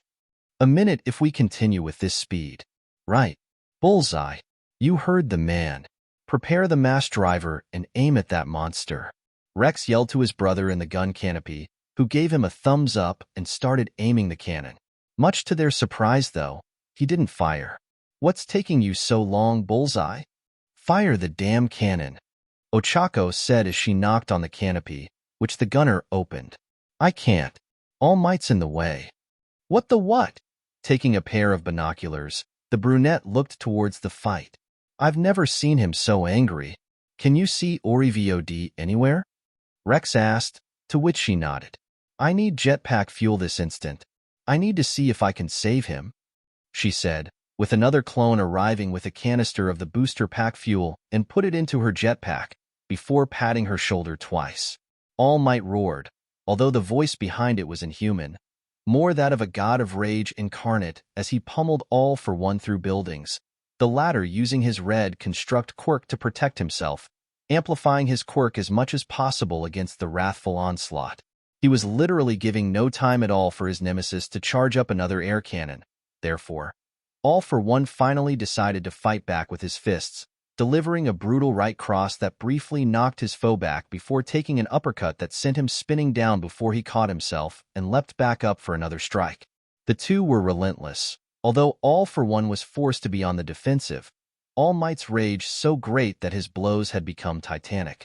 All for One managed to toss All Might to the ground, the latter quickly catching himself as red lasers spawned from the construct armor, the grieving father blitzing across the battlefield to avoid them and giving 2 powerful blows to the head, knocking him back again.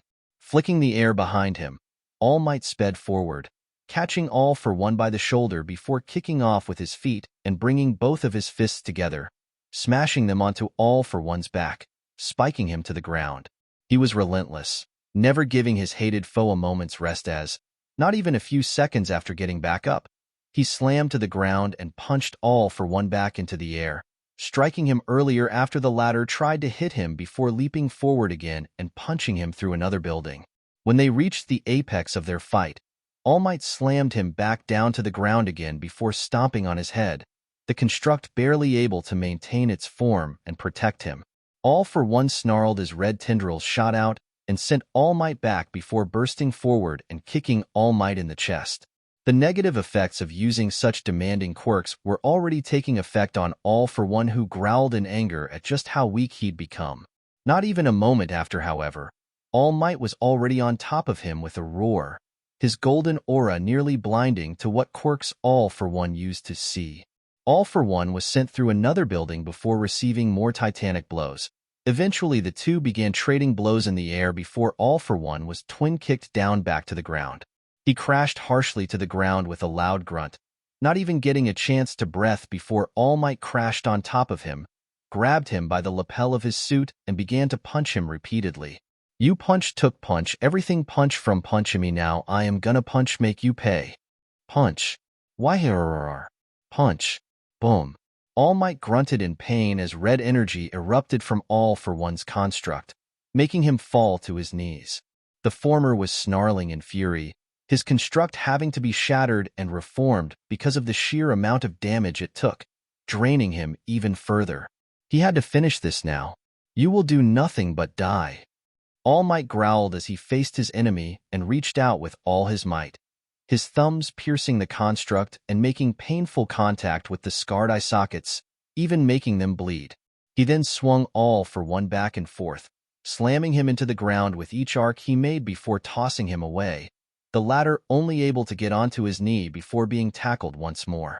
They clashed again, city-crushing blows delivered against each other before All For One knocked his archenemy into a building, the latter leaping off it to crash against his foe only to be flipped and slammed into the ground. All For One bringing his fists up to crush All Might only for him to flick his tongue against his tooth, sending him flying with a burst of air pressure. The two continued fighting and trading blows before deadlocking themselves by grabbing each other's throats. You have spirit, All Might, but the strength of a lost loved one has failed you, BF. Chew. Af. He screamed as he crashed into a building before shakily pushing himself out and observing the damage he'd just taken. The blue projectile had cut his mutated arm clean off, the villain sneering as he bit through the pain and turned his head to the direction it had come from, using an infrared quirk to follow the heat trail. All For One roared in fury as he noticed the walking machine in the distance before launching a projectile at it, the red beam striking it head-on and causing an enormous explosion that made it collapse. No. All Might roared as he brought his fists together and slammed them on his enemy with the force of an earthquake, shattering his constructed armor and spiking him to the earth. All Might landed a short distance away, ready to finally put down his most hated enemy. He took one step forward and collapsed to his hands and knees, vomiting blood as the golden aura around him fizzled out. Tashinori. Gran Torino yelled as he got close to his fallen son. You numbskull, what were you thinking? He asked in fear and concern as he helped the man up. I'm going to kill him. Tashinori grunted out before vomiting out more blood. You've overdone it. Look at you. Izuku didn't give up his life for me to fail now. Tashinori growled. Gran Torino paused and gulped. Tashinori, I saw what happened. I got him away and he's being given CPR as we speak. He still has a chance, but if you don't do things right, you won't even get the chance to see him again, he warned. Tashinori grimaced, shutting his eyes and desperately trying to blink away the tears. Tashinori, listen, look around you, Torino said, and he looked and witnessed the heroes and clones, still trying their best, still evacuating people. None of this would be possible if it wasn't for you, but you've got to keep your head. And he could hear it, he could feel it. The people begging for him to win, to save them one last time. You were always my inspiration to become a hero, Beer. Always saving people with a smile on your face. Smile, Tashinori. After all, the strongest are those who smile. Is he truly safe? Tashinori asked, daring to hope. He's with his brothers and friends. This is it, Tashinori. All Might closed his eyes and nodded. At this point he'd done too much damage to his body, but if he could do just one thing left, one for all sparked to life once more, as he concentrated all of his power to his right arm. All For One growled before he noticed how All Might had weakened, with the snarl turning into a grin as he began to use several quirks in the arm stump he had lost just a minute ago. The limbs starting regenerate before warping and twisting until it looked more like a mace made of flesh and metal, smacking All Might across the face, the latter barely able to block and sending him skidding back before he lifted a leg and sent small, bony projectiles flying at him like bullets, each burying deep into his hated opponent's flesh. Look at how pathetic you've gotten. Nothing like your former self, but the meat in your head. You never were a bright individual, not when you could only ever think with your fists, not to mention your tunnel vision when you get angry. The scarred villain sneered, before he turned his head towards where Izuku was lying with some clones. Using a quirk, he began to fly towards the boy and raised his arm, beginning to bring it down just as a pink and black flash snatched the freckled teen up and out of harm's way, just in time as the shockwave from the hit sent whoever had taken his victim spiraling out of control. A minor inconvenience, but I won't miss twice, he roared and readied his arm once again. Chew. That same accursed sound happened once more, but this time he was able to dodge. Noticing his opponent was the same tank-like thing, it had fully slumped over. A final desperate attack. I guess this really is the end. All Might. Just you and me, he declared. A hero does have a lot to save, doesn't he? All for one. All Might said, his signature smile returning even in his skinnier form, mocking him even now by throwing back his earlier words. All for one growled in frustration. That's why I won't lose. And within him, the last spark of one for all continued to burn. Toshinori, when you think you're at your limit, remember. I will remember. Remember why you clench your fist. Remember why. Remember where you came from, your origin, Nana said, bringing her arm up into a little pose. Smiling. That'll bring you just a little past your limit. My origin. I want to make a world where everyone can smile and live together. I want to make a world where people will look at me and my brothers and feel hope. If I am to pave the way for my son, then I'll go beyond. All Might thought as yellow lightning surged around his now muscular arm. Gran Torino observed, still worried. All Might had already reached his limit when his grief-induced rage had overcharged him, but now he was definitely on his last feet as evident by that distorted form. All your might, that was the last of it, wasn't it, All Might? He then chuckled. A wounded and grieving hero is most frightening, he commented. I see the image of your face as you come after me with your guts strewn around in my dreams, sometimes even now. He then charged his air cannon once more. I'd say what then? 2 swings, 3 max? He wondered before suddenly changing the direction of his cannon to dissipate the fire blast that came after him. What? All Might thought. What? Bastard. He heard as Endeavor stomped forward.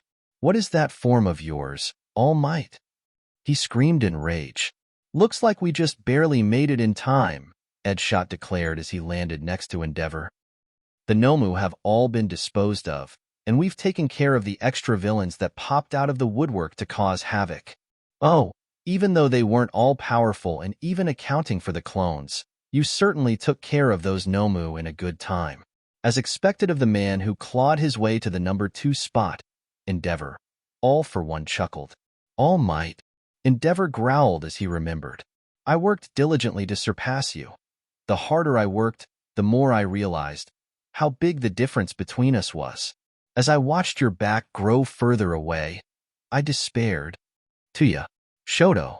Hey, and all of it for nothing, because if he could withstand even being reduced to this, then it truly meant that he was the top for a reason that still escaped him. Therefore, show them why you're better. Endeavor roared at the top of his lungs as he arrived at the crater with more clones, Orion, Megatronus, and Ultra Magnus being amongst them. Endeavor. All Might thought. If you came just to cheer him on, then be quiet like a good audience. All for one shouted annoyed, not knowing that someone was currently aiming at his back. One. Last. Gift, yer bastard. Bullseye muttered from the turret, his own blood beginning to blind him as he struggled to even pull the trigger, as he kept on aiming for the perfect shot. Something that wouldn't happen as he coughed up some blood, passing out just as he was pulling it, the shot only grazing the villain.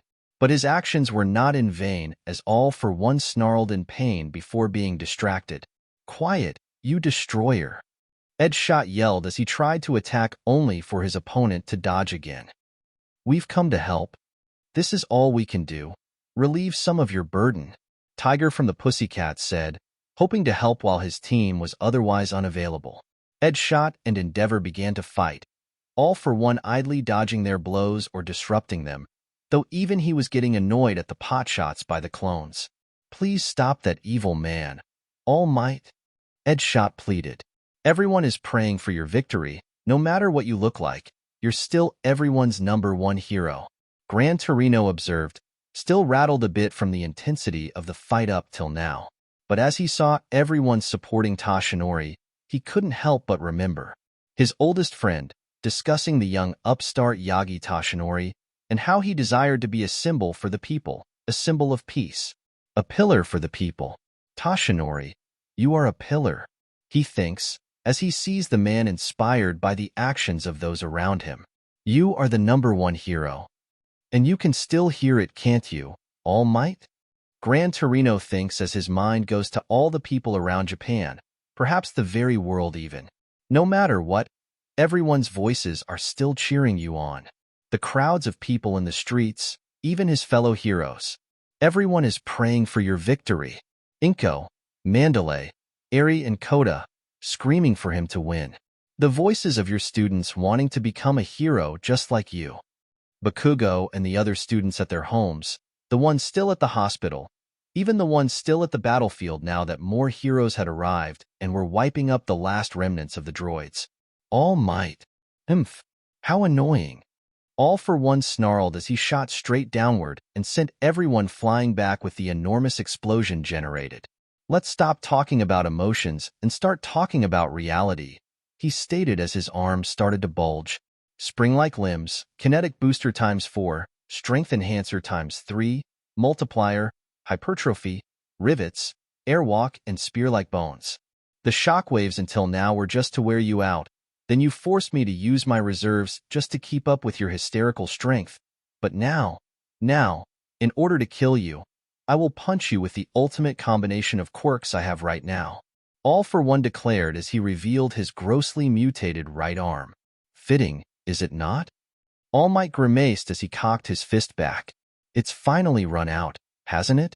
You're now merely using the last dregs of One for All, the embers left after you passed it on to your so-called son. A fire that becomes weaker every time you use it. A feeble light that will go out even without being blown on. He then burst through the smoke, ready to attack. Midoriya Izuku, the boy you've chosen as a successor, even calling him your own son. You and Shimura truly are similar. All for One chuckles. All Might growls as he cocks forward. You can die full of regrets, All Might. You've failed as a teacher and as a father. The two collide with a roar. The very world seems to distort around them as the conflicting energies clash. And the world exploded once more. Author. I know, I'm horrible, but this is such a good point to end because the next chapter will be called One for All. You all already know what's coming, and considering how fast we've been sending these out, you can expect the next chapter soon. Hold up, let me collect your tears.